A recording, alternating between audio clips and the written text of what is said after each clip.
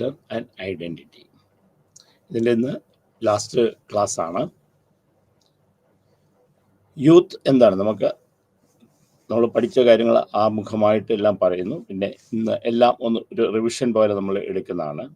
Youth എന്ന് പറയുന്നത് Yong അല്ലെങ്കിൽ മീനിങ് യൂത്ത്ഫുൾ ഓർ യങ് എന്ന വേർഡിൽ നിന്ന് ഉണ്ടായതാണ്. ഇത് ഇംഗ്ലീഷ് വേർഡ് വന്നതാണ്. യൂത്ത്ഫുൾ, ഈ യോങ് എന്ന് പറഞ്ഞാൽ അതിൽ നിന്നാണ്, യോങ് എന്നുള്ളതിൽ നിന്നാണ് യങ് എന്ന് വന്നത്. അപ്പം ഇതിൻ്റെ അർത്ഥം എന്ന് വെച്ചാൽ ഫ്രഷ് ഓർ റീസെൻറ്റ്, അല്ലെ പുതിയത്, ഇപ്പം ഉണ്ടായത് എന്നുള്ള അർത്ഥത്തിലാണ്.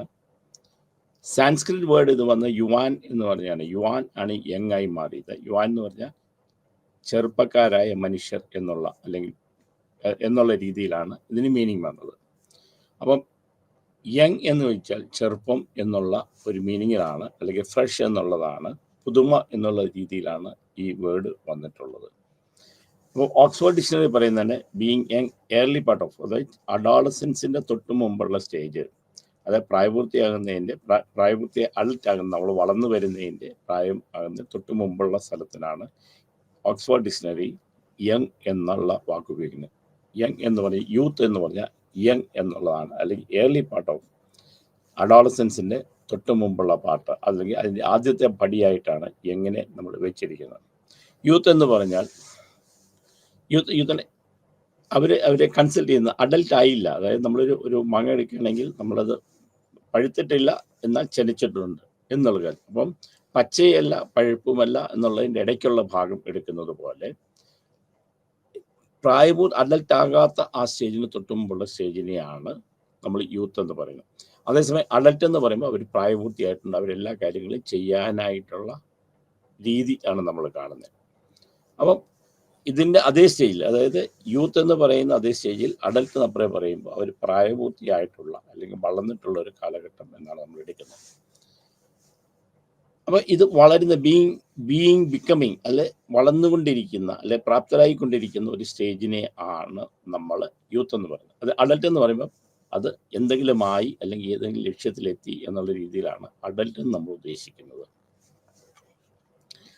അല്ലെങ്കിൽ ഈ സ്റ്റേജാണ് ഒരാളുടെ ഐഡൻറ്റിറ്റി, ആരാണ് എന്ന് അവർ പൂർത്തീകരിക്കപ്പെടുന്നത്, അല്ലെങ്കിൽ ആരാകുന്നു എന്താകുന്നു എന്നൊരു തീരുമാനം എടുക്കുന്ന ഒരു അവസ്ഥയും കൂടെയാണ് നമ്മൾ ഈ യൂത്ത് എന്ന് പറഞ്ഞ് ഉദ്ദേശിക്കുന്നത്. അഡൽട്ട് എന്ന് പറയുന്ന എന്തെങ്കിലും ആയി കഴിഞ്ഞിട്ടുള്ളതാണ്, അല്ലെങ്കിൽ ഇത് ആകാനുള്ള ഒരു വഴിയുടെ ആദ്യ പടി, ഒരു യാത്രയുടെ ആദ്യ പടി എന്നുള്ള നിലയ്ക്കാണ് നമ്മൾ യൂത്തിനെ നമ്മൾ കാണുന്നത്. അഡൽട്ട് എന്ന് പറഞ്ഞാൽ ആ പടി കയറി തുടങ്ങിയിരിക്കുന്ന, അല്ലെ പടി കയറിക്കൊണ്ടിരിക്കുന്ന സ്റ്റേജിനാണ് നമ്മൾ അഡൽട്ട് എന്ന് പറയുന്നത്. ഇവരെ നമ്മൾ വൾണറബിൾ, എന്തെങ്കിലും വളരെ വളരെ ഒരു ഫ്രജൈലായിട്ടുള്ള, വളരെ പൊട്ടിപ്പോകുന്നതായിട്ടുള്ള ഒരു രീതിയിലാണ് നമ്മൾ ഇരിക്കുന്നത്. ഒരു കുപ്പിച്ചില്ല് പോലെയാണ് നമ്മൾ ഇവരെ കാണുന്നത്, ഒരു കുപ്പി ഗ്ലാസ് പോലെയാണ് നമ്മൾ ഇവരെ കാണുന്നത്. കാരണം എന്തെങ്കിലും ഒരു ചെറിയ പ്രഷർ മതി ഇവർ പൊട്ടിപ്പോകാനായിട്ട്. അപ്പോൾ ഇവരെ കണ്ടമാനം പ്രഷർ കുടുംബത്തിൽ നിന്നും, സമൂഹത്തിൽ നിന്നും, ചുറ്റുപാടുകളിൽ നിന്നും, മറ്റുള്ള പിയർ ഗ്രൂപ്പ്സ്, നമ്മുടെ അതേ ഗ്രൂപ്പിൽപ്പെട്ട ആൾക്കാരിൽ നിന്ന് കണ്ടമാനം പ്രഷർ നേരിടുന്ന, അല്ലെങ്കിൽ ആവശ്യമില്ലാതെ അല്ലെങ്കിൽ ആവശ്യത്തിന് എന്തെങ്കിലും ആകാം, ആവശ്യമില്ല കുറേ പ്രഷർ എപ്പോഴും വലിയ വലിയ ബുദ്ധിമുട്ടുകൾ അനുഭവിച്ചുകൊണ്ടിരിക്കുന്ന ഗ്രൂപ്പാണ്. പക്ഷെ അഡൽട്ട് എന്ന് പറയുമ്പോൾ അങ്ങനെയല്ല, ആ പ്രഷർ അവർക്കുണ്ടാവില്ല. കാരണം അവർ ഓൾറെഡി ഒരു കാര്യത്തിൽ ഡിസൈഡ് ചെയ്തു. ഇവരെപ്പോഴും ഇങ്ങനെ ജനം പുഷ് ചെയ്തുകൊണ്ടിരിക്കുന്ന ഒരു ഭാഗമാണ് നമ്മൾ യൂത്ത് എന്ന് പറയുന്നുണ്ട് ഉദ്ദേശിക്കുന്നത്. അപ്പം യൂത്ത് എന്ന് അടുത്തതെന്ന് പറയുന്നത് ഇത് ലെസ് റെസ്പോൺസിബിൾ, ഇവർക്ക് ഉത്തരവാദിത്വം അധികമില്ല, അല്ലെങ്കിൽ ഉത്തരവാദിത്വം ഏറ്റെടുക്കാൻ പറ്റാത്ത ഒരു സ്റ്റേജിലാണ്. അതേസമയം അഡൽട്ട് എന്ന് പറയുമ്പോൾ ഉത്തരവാദിത്വം ഏറ്റെടുക്കാൻ പറ്റുന്ന കഴിവുള്ള ഒരു ഗ്രൂപ്പിനെയാണ് നമ്മൾ അഡൽട്ട് എന്ന് പറയുന്നത്. ഇവിടെ റെസ്പോൺസിബിലിറ്റി ഏറ്റെടുക്കാനായിട്ട്, അല്ലെങ്കിൽ അവർക്ക് ഉത്തരവാദിത്വം കുറവുള്ള ആൾക്കാരായിട്ടാണ് നമ്മൾ കാണുന്നത്. അപ്പം അവർ റിസ്കി ബിഹേവിയർ, അവർ കണ്ടമാൻ റിസ്ക് ഏറ്റെടുക്കാൻ തയ്യാറാകും, ചിലപ്പോൾ തയ്യാറാകാത്ത കൂട്ടാണ്. ഇവരെ സംബന്ധിച്ചുള്ളത് റെബല്യസ് ആണ്. ഇവർ എന്തെങ്കിലും പറഞ്ഞാൽ കേൾക്കാത്ത, അല്ലെങ്കിൽ എതിരായിട്ട് സംസാരിക്കുന്ന ഒരു ഗ്രൂപ്പായിട്ടാണ് നമ്മൾ ഇവരെ കാണുന്നത്. പക്ഷെ അഡൽട്ട് എന്ന് പറഞ്ഞാൽ അങ്ങനെയല്ല, അവർ അതിന് തീരുമാനമെടുക്കാനായിട്ടും എന്തെങ്കിലും കാര്യങ്ങൾക്ക് ഉത്തരവാദിത്വമുള്ള ആൾക്കാരെ, എന്തെങ്കിലും ചെയ്യാനും കഴിവുള്ള ആൾക്കാരെയാണ് നമ്മൾ അഡൽട്ടായിട്ട് കൊടുക്കുക. അപ്പോൾ യൂത്ത് എന്ന് പറയുന്നത് റെബലിയസ്, നമ്മൾ പറയുന്ന തർക്കുത്തരം പറയുന്ന, അല്ലെങ്കിൽ എതിരായിട്ട് നിൽക്കുന്ന ആൾക്കാരായിട്ടാണ് നമ്മൾ ഈ യൂത്തിനെ നമ്മൾ കാണുന്നത്. അപ്പോൾ അവർ ക്രിയേറ്റീവ് ഐഡിയാസ് ഉണ്ടാകും. പുതിയ പുതിയ അനുഭവങ്ങളുണ്ടാകും, പുതിയ പുതിയ കാര്യങ്ങൾ തേടിപ്പോകാനായിട്ടുള്ള ഒരു സ്വഭാവം, അല്ലെങ്കിൽ എന്തിനേയും ക്രിയേറ്റീവായിട്ട് വ്യത്യസ്തമായി ചിന്തിക്കാൻ പറ്റുന്ന വ്യത്യസ്തമായിട്ട് കാര്യങ്ങളെ കാണുന്ന ഒരു സ്വഭാവമുള്ള ആൾക്കാരാണ് യൂത്ത് എന്ന് പറയുന്നത്. അതേസമയം അഡൽട്ട് അതല്ല, അവർ കാര്യങ്ങൾ കണ്ടു കഴിഞ്ഞിരിക്കുന്നതാണ്, അവർ കുറച്ചും കൂടെ വളർന്ന് എത്തിയിട്ടുള്ള സമയമാണ്, അവർക്ക് കാര്യങ്ങൾക്ക് വ്യക്തമായ തീരുമാനമുള്ള ആൾക്കാരാണ്. യൂത്തിനെ സംബന്ധിച്ച് എപ്പോഴും ഫ്ലെക്സിബിൾ ആയിരിക്കും, മാറിക്കൊണ്ടേയിരിക്കും, ചിന്താഗതികൾ എപ്പോഴും മാറിക്കൊണ്ടേയിരിക്കും, എന്ത് ചെയ്യണം ഏത് ചെയ്യണമെന്ന് അറിയാതെ ഇരിക്കുന്ന ഒരവസ്ഥയിലാണ് യൂത്ത് ഇരിക്കുന്നത്. നമ്മൾ ഒരു ലിക്വിഡ് സ്റ്റേജ്, ഒരു ഫ്ലൂയിഡ് സ്റ്റേജിലേക്ക് നമ്മൾ യൂത്തിനെ പറയാം എങ്കിൽ, അതിൻ്റെ ഒരു വെള്ളം എടുത്തു കഴിഞ്ഞാൽ അതിൻ്റെ വെള്ളത്തിൻ്റെ അവസ്ഥ യൂത്ത് എന്നും, അത് ഐസാക്കി കഴിഞ്ഞ് കഴിഞ്ഞാൽ ആ ഐസിൻ്റെ അകത്ത് അഡൽട്ട് എന്നും വേണം നമുക്ക് പറയാം. ഒരു കമ്പാരിസൺ മാത്രമാണ്, അത് ഒരു വ്യക്തമായ നിർവചനമല്ല, മനസ്സിലാക്കാൻ വേണ്ടി. ഒന്ന് ഒഴുകിക്കൊണ്ടിരിക്കുന്നത്, ഒന്ന് ഒരു ഖരപദാർത്ഥമായി മാറുന്നതാണ് യൂത്തും അഡൽട്ടും തമ്മിലുള്ള വ്യത്യാസം. ഇവർ ഡിപ്പെൻഡൻ്റ് ആണ്, കാരണം എല്ലാ കാര്യത്തിനും ആരെങ്കിലും ആശ്രയിക്കുന്ന ആൾക്കാരാണ് യൂത്ത് എന്ന് പറയുന്നത്. അത് അറിവില്ല എന്ന് നമ്മൾ പറയുന്നു. അപ്പോൾ എപ്പോഴും യൂത്തിന് പറഞ്ഞ ഒരു കോൺഫ്ലിക്റ്റ് എപ്പോഴാന്ന് പറഞ്ഞാൽ, ഒരേ സമയത്ത് നിങ്ങൾ വളർന്നു എന്നും ഒരേ സമയത്ത് നിങ്ങൾ വളർന്നില്ല എന്നും പറയുന്ന ഒരു അവസ്ഥ. അപ്പം ഒരു സമയത്ത് നിങ്ങൾ പറയും നിങ്ങൾ ഇതാണോ, അതെ നിങ്ങൾ എല്ലാ കാര്യത്തിനകത്തും വളർന്നു, നിങ്ങൾ മച്ചുവറായി, നിങ്ങൾ ഇനി സ്വന്തം കാര്യങ്ങൾ നോക്കണം എന്ന് നമ്മൾ പറയും. അതേ സമയത്ത് അപ്പോഴേ നിങ്ങൾക്ക് അറിവില്ലാത്തവരാണ്, നിങ്ങൾക്ക് ഈ കാര്യങ്ങൾ മനസ്സിലാകില്ല എന്ന് പറഞ്ഞത് അവരെ കൂടുതൽ നമ്മൾ ഡിപ്പെൻഡൻ്റ് ആക്കുന്ന ഒരു സ്റ്റേജിലേക്ക് നമ്മൾ വരുന്നു. അപ്പോൾ പക്ഷെ അഡൽട്ട് എന്ന് പറഞ്ഞാൽ അതല്ല, അവർക്ക് അറിവുണ്ടെന്നുള്ളതും ഒരു കാര്യം സ്വന്തമായി ചെയ്യാനുള്ള കഴിവുണ്ടെന്നും നമ്മൾ അഡൽട്ടിനെ നമ്മൾ പറയുന്നു. ഇതാണ് യൂത്തും അഡൽട്ടും തമ്മിലുള്ള വ്യത്യാസമാണ്. ഇത് ഏത് രീതിയിലാണ് യൂത്തിനെ നമ്മൾ കാണുന്നത്? അത് ഒരു മൈക്രോ സിസ്റ്റത്തിനകത്ത്, സോഷ്യോ കൾച്ചറിൽ വെച്ചിട്ട് മൈക്രോ സിസ്റ്റമായിട്ട്. അപ്പം എപ്പോഴും നമ്മൾ ഇവരെ കാണുന്ന സമയത്ത് ഇവരുടെ family, peer groups, school, neighbourhood, ഇതിനെ ബേസ് ചെയ്തിട്ടാണ് നമ്മൾ ആ ഒരു യൂത്തിനെ നമ്മൾ കാണുന്നത്. അപ്പം ഇവരുടെ വളർച്ചാ കാര്യങ്ങൾ ഒരു മൈക്രോ സിസ്റ്റത്തിലൂടെയാണ്. അവരുൾപ്പെടുന്ന കുടുംബം, അവരുൾപ്പെടുന്ന ഫാമിലി, അവർ ഉൾപ്പെടുന്നതായ ചുറ്റുപാടുകൾ, അവരുൾപ്പെടുന്നതായ അവരുടെ സ്നേഹബന്ധങ്ങൾ, ഇതിനെ ബേസ് ചെയ്തിട്ടാണ് നമ്മൾ കാണുന്നത്. അതൊരു മൈക്രോ സിസ്റ്റത്തിലൂടെയാണ് യൂത്തിനെ നമ്മൾ എപ്പോഴും കാണുന്നത്. അത് മെസോ സിസ്റ്റമാണ്. അപ്പം ഈ മൈക്രോ സിസ്റ്റം എന്ന് പറയുന്നത് അതിനെ കുറച്ചുകൂടെ നമ്മൾ ഇൻവോൾവ് ആയിട്ട്, relation between micro systems or connections between context, സാഹചര്യങ്ങളും മൈക്രോ സിസ്റ്റം കൂടെ. അതായത് മൈക്രോ സിസ്റ്റം അവരുടെ കുടുംബം, അവരുടെ പിയർ ഗ്രൂപ്പ്സ്, അവരുടെ സ്കൂള്, നെയ്ബർഹുഡ്, അതും അവരുടെ സാഹചര്യങ്ങളുമായിട്ടുള്ള ഒരു റിലേഷൻഷിപ്പിനാണ് മെസോ സിസ്റ്റം പറയുന്നത്. അപ്പം ഇത് വെച്ചിട്ട് ഏത് സാഹചര്യത്തിലാണ് ഇവർ വളരുന്നത്, ഏത് സാഹചര്യത്തിലാണ് ഇവർക്ക് ഇൻവോൾവ്മെൻ്റ് ഉണ്ടാകുന്നത് എന്നുള്ള രീതിയിലാണ് മെസോ സിസ്റ്റം ഇൻവോൾവ് ചെയ്യുന്നത്. അതേസമയം എക്സോ സിസ്റ്റം എന്ന് പറയുന്ന ഈ സോഷ്യൽ സമൂഹവും അനുഭവത്തോടും ഇമ്മീഡിയറ്റ് കോണ്ടക്ട്സ്, പ്രത്യേക സാഹചര്യങ്ങൾ നമുക്കുണ്ടാകും, അതാത് സാഹചര്യങ്ങൾക്ക് അനുസരിച്ചുണ്ടാകുന്ന സിസ്റ്റം ഒരു സൊസൈറ്റിയുമായിട്ട് റിലേഷനായിട്ട് വരുമ്പോഴാണ് എക്സോ സിസ്റ്റം ഉണ്ടാകുന്നത്. മാക്രോ സിസ്റ്റം എന്ന് പറഞ്ഞാൽ ലാർജർ കൾച്ചറാണ്. അപ്പോൾ അവർ ജീവിക്കുന്ന സമൂഹത്തെ മൊത്തമായി ഉൾപ്പെടുന്ന രംഗം. അപ്പോൾ നമ്മളൊരു കുട്ടിയെ, ഒരു ഇൻഡിവിജ്വലിനെ നമ്മൾ കാണുമ്പോൾ, ഒരു യൂത്തിനെ നമ്മൾ കാണുമ്പോൾ ക്രോണോ സിസ്റ്റത്തിലും കൂടെ കാണുന്നു. അപ്പോൾ അവരുടെ സാഹചര്യങ്ങൾ, സമയം, അവർക്ക് വരുന്ന മാറ്റങ്ങൾ, അവരുടെ ചുറ്റുപാടുകൾ, സാമൂഹികമായ കഥകൾ, വളരുന്ന സാഹചര്യങ്ങൾ, അതിൻ്റെ ചരിത്രം, ഇതെല്ലാം കൂടെ വെച്ചാണ് കാണുന്നത്. അപ്പോൾ നമ്മളൊരു യൂത്തിനെ കാണുമ്പോൾ അവൻ്റെ വളരുന്ന സാഹചര്യം എന്ന് വെക്കുമ്പോഴത്തേക്കും അവൻ്റെ കുടുംബം, അവൻ്റെ ചുറ്റുപാടുകൾ, അവൻ്റെ പിയർ ഗ്രൂപ്പ്സ്, അത് കൂട്ടുകാരെല്ലാം അവൻ്റെ അതേ പ്രായത്തിലുള്ള കുട്ടികൾ ചുറ്റുപാടുകളെ വെച്ചിട്ടാണ്, അല്ലെങ്കിൽ അവൻ്റെ ചുറ്റുപാടുകളും അവൻ്റെ കോണ്ടെക്സും സാഹചര്യങ്ങളുടെ വെച്ചിട്ടായിരിക്കും നമ്മൾ അവരെ കാണുന്നത്. അതല്ലെങ്കിൽ സോഷ്യൽ സെറ്റിങ്സ്, സാമൂഹ്യമായ അവൻ്റെ വളരുന്ന ഏത് സാഹചര്യത്തിലാണോ അവിടെ അവൻ്റെ ആക്റ്റീവ് റോൾ എന്താണ്, അവൻ്റെ പെരുമാറ്റം തീരുമാനിക്കുക. അപ്പോൾ ഓരോന്നിനും ഓരോ തീരുമാനങ്ങളാണ്, ഓരോ തീരുമാനങ്ങളാണ്. അതാകാം. അല്ലെങ്കിൽ കുറച്ച് ലാർജ് കൾച്ചറിലേക്ക്, that is called macro system. അല്ലെങ്കിൽ വളരുന്ന സാഹചര്യങ്ങൾ, അവൻ്റെ ഉണ്ടാകുന്ന ട്രാൻസിഷൻസ്, അവൻ്റെ സമയം, അവൻ്റെ ചുറ്റുപാടുകൾ, അവൻ്റെ ജീവിതചര്യകൾ, ഇതെല്ലാം കൂടെ വെച്ചിട്ട് അതിൻ്റെ ചരിത്രപരമായ സംഗതികളും കൂടെ വെച്ചിട്ട് ആ സർക്കംസ്റ്റൻസിനെ കുറിച്ച് പഠിക്കുന്നതാകാം ക്രോണോ സിസ്റ്റം എന്ന് പറയുന്നത്. അപ്പം micro system, meso system, exo system, macro system and chrono system, ഈ 5 സാഹചര്യങ്ങളിലൂടെയാണ് നമ്മൾ യൂത്തിനെ പഠിക്കുന്നത്. യൂത്തിൻ്റെ കൾച്ചർ എന്ന് പറയുന്നത് ഇതിനെ ബേസ് ചെയ്തിട്ടുണ്ടാകുന്നതാണ്. അപ്പോൾ ഒരു കൾച്ചർ പെർസ്പെക്റ്റീവ്, സാമൂഹികമായ, സാമുദായികമായ ഒരു ദർശനം എന്ന് പറയുന്ന ഒരു ചിന്താഗതി എന്ന് പറയുന്നത് ആണ് ഈ 5 രീതിയിൽ നമ്മൾ കാണുന്നത്. ഒന്ന് അവനുൾപ്പെടുന്ന സമൂഹം, കുടുംബം, ഒന്ന് അവനുൾപ്പെടുന്ന സാഹചര്യങ്ങളും സമയവും, ഒന്ന് അവനുണ്ടാക്കുന്നതായ വ്യത്യാസങ്ങളും ആ റോളും അവൻ്റെ ഒരു എന്തൊക്കെ റോള് ഓരോരുത്തർക്ക് ഓരോ റോളുണ്ട് ഇൻഡിവിജ്വലിന് ആ പെട്ടെന്നുള്ള കോണ്ടെക്സ്റ്റും, അല്ലെങ്കിൽ കൾച്ചറും അവൻ്റെ ഇൻഡിവിജ്വൽ ലൈഫ് ജീവിതവുമായിട്ടുള്ള അതും, ഇതല്ലെങ്കിൽ അവൻ്റെ മൊത്തമായ ഒരു കൾച്ചർ പാറ്റേൺ വെച്ചിട്ടുള്ള ലൈഫ് സ്റ്റൈൽ വെച്ചിട്ടുള്ള പഠനമാകാം കാണുന്നത്. ഇനി എക്കണോമിക് പെർസ്പെക്റ്റീവ് ഉണ്ട്. Economic perspective, legal perspective. Economic എന്ന് പറഞ്ഞാൽ വളരുന്ന സാഹചര്യം ബാക്കിയുള്ളതും വെച്ചാണ് എക്കണോമിക്. ലീഗൽ എന്തൊക്കെ നിയമപരമായിട്ടുള്ള കാര്യങ്ങളുണ്ട് യൂത്തിനെ സംബന്ധിച്ച്. നമ്മൾ യൂത്തിനെ സംബന്ധിച്ച് സാധാരണ രീതിയിൽ 15 വയസ്സ് മുതൽ 24 വയസ്സ് വരെയാണ് നമ്മൾ യൂത്ത് എന്ന് പറഞ്ഞ് വെക്കുന്നത്. അതിനകത്ത് 18 വയസ്സ് താഴെ നമുക്ക് ലീഗൽ പെർസ്പെക്റ്റീവ്സ് പലയിടത്തും ഉണ്ട്. 18 വയസ്സ് താഴെ ചെയ്ത് കഴിഞ്ഞ് കഴിഞ്ഞാൽ അത് ജുവനൈൽ ക്രൈമായിട്ട് വയ്ക്കും. അതൊരു കുറ്റമല്ല എന്നുള്ള രീതിയിൽ, എന്നുവെച്ചാൽ നിയമത്തിൻ്റെ മുമ്പിൽ അവനെ ശിക്ഷിക്കുക എന്നുള്ളതിനേക്കാളും കൂടെ അവനെ പരിശീലിപ്പിക്കുക, അല്ല മാറ്റം വരുത്തുക എന്നുള്ള രീതിയിലാണ് കാണുന്നത്. അത് രാജ്യങ്ങൾ വ്യത്യാസമുണ്ട്. ചിലർക്ക് 10 വയസ്സിൽ താഴെയുള്ള കുട്ടികളെയാണ് അങ്ങനെ എടുക്കുന്നത്. ചിലർക്ക് 12 വയസ്സിൽ താഴെയുള്ള, ചിലർക്ക് 15 വയസ്സിൽ താഴെയുള്ള, ചിലർക്ക് 18 വയസ്സിൽ താഴെയുള്ള. അപ്പോൾ ഇന്ത്യൻ ലീഗൽ സിസ്റ്റം അനുസരിച്ച് 18 വയസ്സിൽ താഴെയുള്ള കുട്ടികൾ എന്തെങ്കിലും ക്രൈം ചെയ്താൽ, കുറ്റകൃത്യങ്ങൾ ചെയ്താൽ അത് ജുവനൈൽ ക്രൈമിൽ പെടുത്തിയിട്ട് ആ സെക്ഷനിൽ പെടുത്തിയിട്ട് അവന് ശിക്ഷിക്കാറില്ല. അപ്പോൾ ഇതേപോലെ തന്നെ ഇവനൊരു റൈറ്റ് ഉണ്ട്. ഓരോ കുട്ടികൾക്കും അവരുടെ റൈറ്റ് ഉണ്ട്. അതിനകത്ത് എല്ലാ കുട്ടികൾക്കും അടിസ്ഥാനപരമായി വിദ്യാഭ്യാസം കൊടുക്കുക. പ്രത്യേകിച്ച് പെൺകുട്ടികൾക്കാണെങ്കിൽ നിർബന്ധമായി 10ാം ക്ലാസ് വരെ വിദ്യാഭ്യാസം കൊടുക്കുക. ആ വിദ്യാഭ്യാസം പരിപൂർണമായും ഫ്രീ ആക്കുക. സാമ്പത്തികമായി യാതൊരു ബാധ്യതയില്ലാതെ പഠിക്കുക. റൈറ്റ് ടു എഡ്യൂക്കേഷനുള്ള റൈറ്റ്, നിയമപരമായിട്ട് എഡ്യൂക്കേഷൻ, വിദ്യാഭ്യാസം എന്ന് പറയുന്ന അംഗീകരിക്കപ്പെട്ടിരിക്കുന്ന നിയമത്തിൽ, പ്രത്യേകിച്ച് ഇന്ത്യയിൽ. ഇപ്പം എന്തുകൊണ്ടാണ് ഇന്ത്യയിലേക്ക് ഇത്രയും കൂടുതൽ നമുക്ക് അതിന് പ്രാധാന്യം കൊടുക്കുന്നത്, യൂത്തിന് പ്രാധാന്യം കൊടുക്കുന്നത്? ഏകദേശം 19.1% 91.1% ആൾക്കാർ ടോട്ടൽ പോപ്പുലേഷൻ്റെ യൂത്താണ്.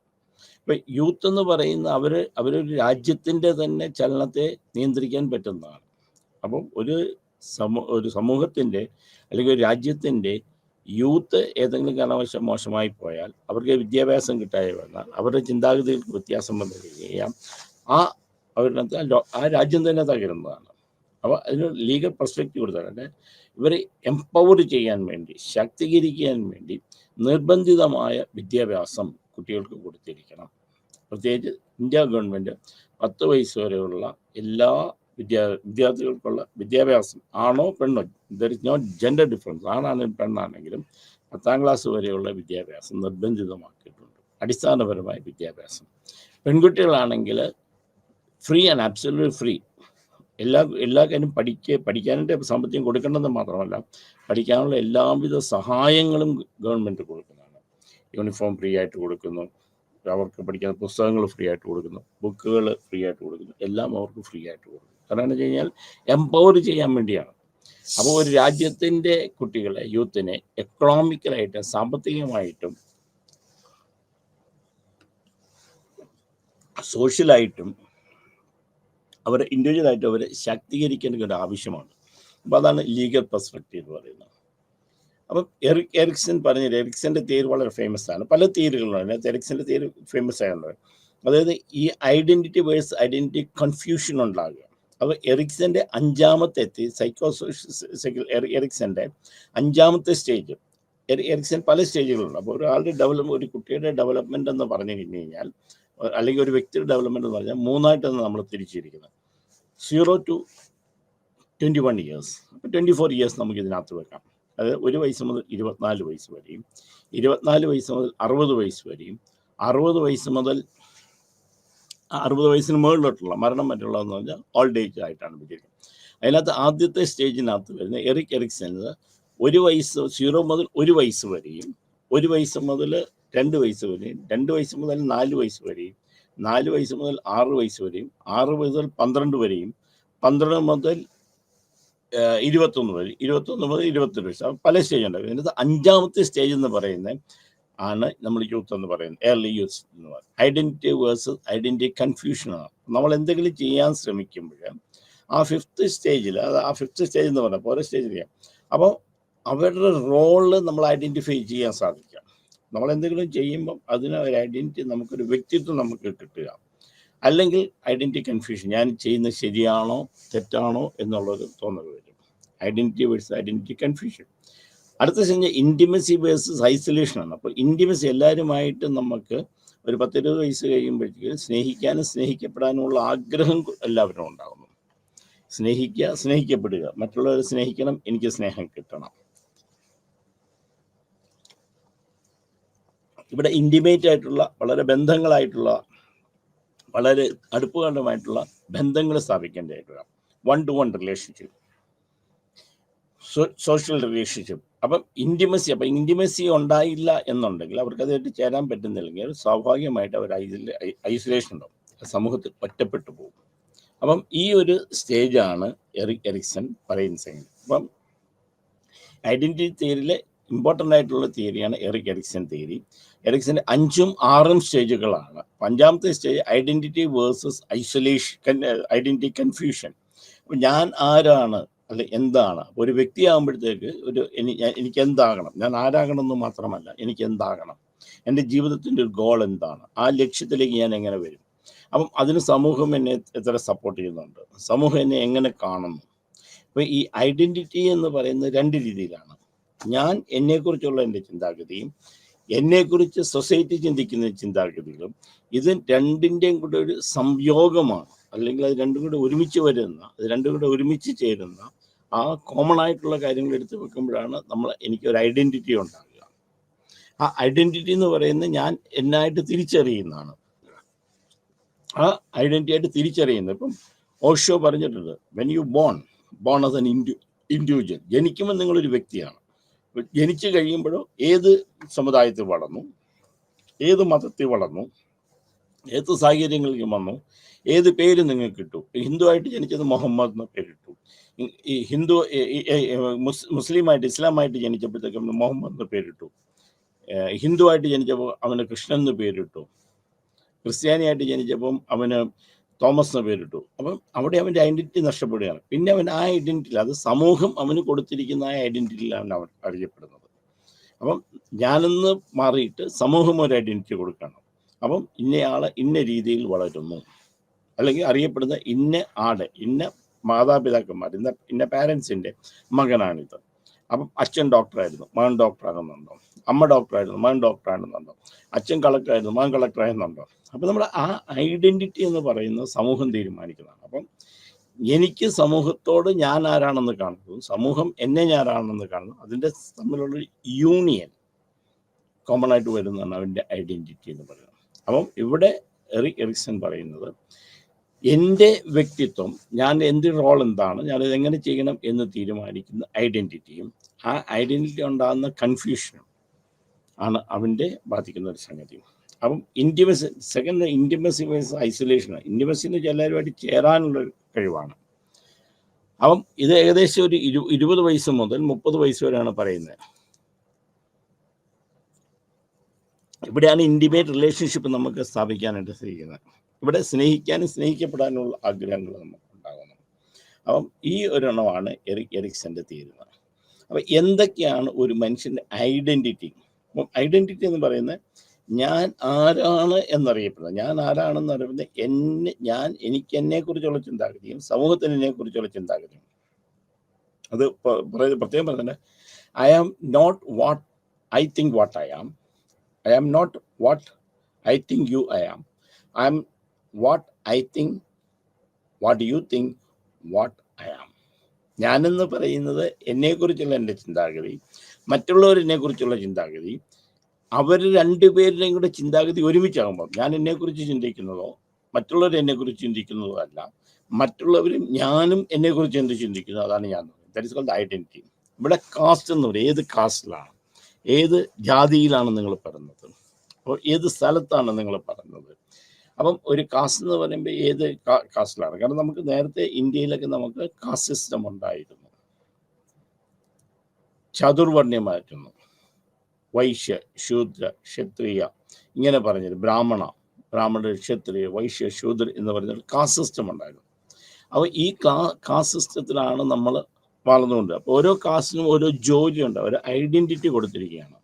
അപ്പം അവന് ബ്രാഹ്മണനാണ്, പൂജാവിധികളാണ്, ശൂദ്രനാണ്, ഇതാണ്, ക്ഷത്രിയനാണ്, അവന് യുദ്ധമാണ്. അപ്പം ഇവനെ കാണുന്നത്, ഇവന് ബ്രാഹ്മണനാണ്, അവൻ പൂജയ്ക്ക് വേണ്ടി വന്നതാണ്, പൂജാവിധികളാണ്, ആ രീതിയിലാണ് അവനെ കാണുന്നത്, സമൂഹം കാണുന്നത്. അപ്പം എൻ്റെ ജനനം കൊണ്ട്, എൻ്റെ ജാതി കൊണ്ട് എനിക്കൊരു പ്രത്യേക റോള് എനിക്ക് തന്നിരിക്കുകയാണ്.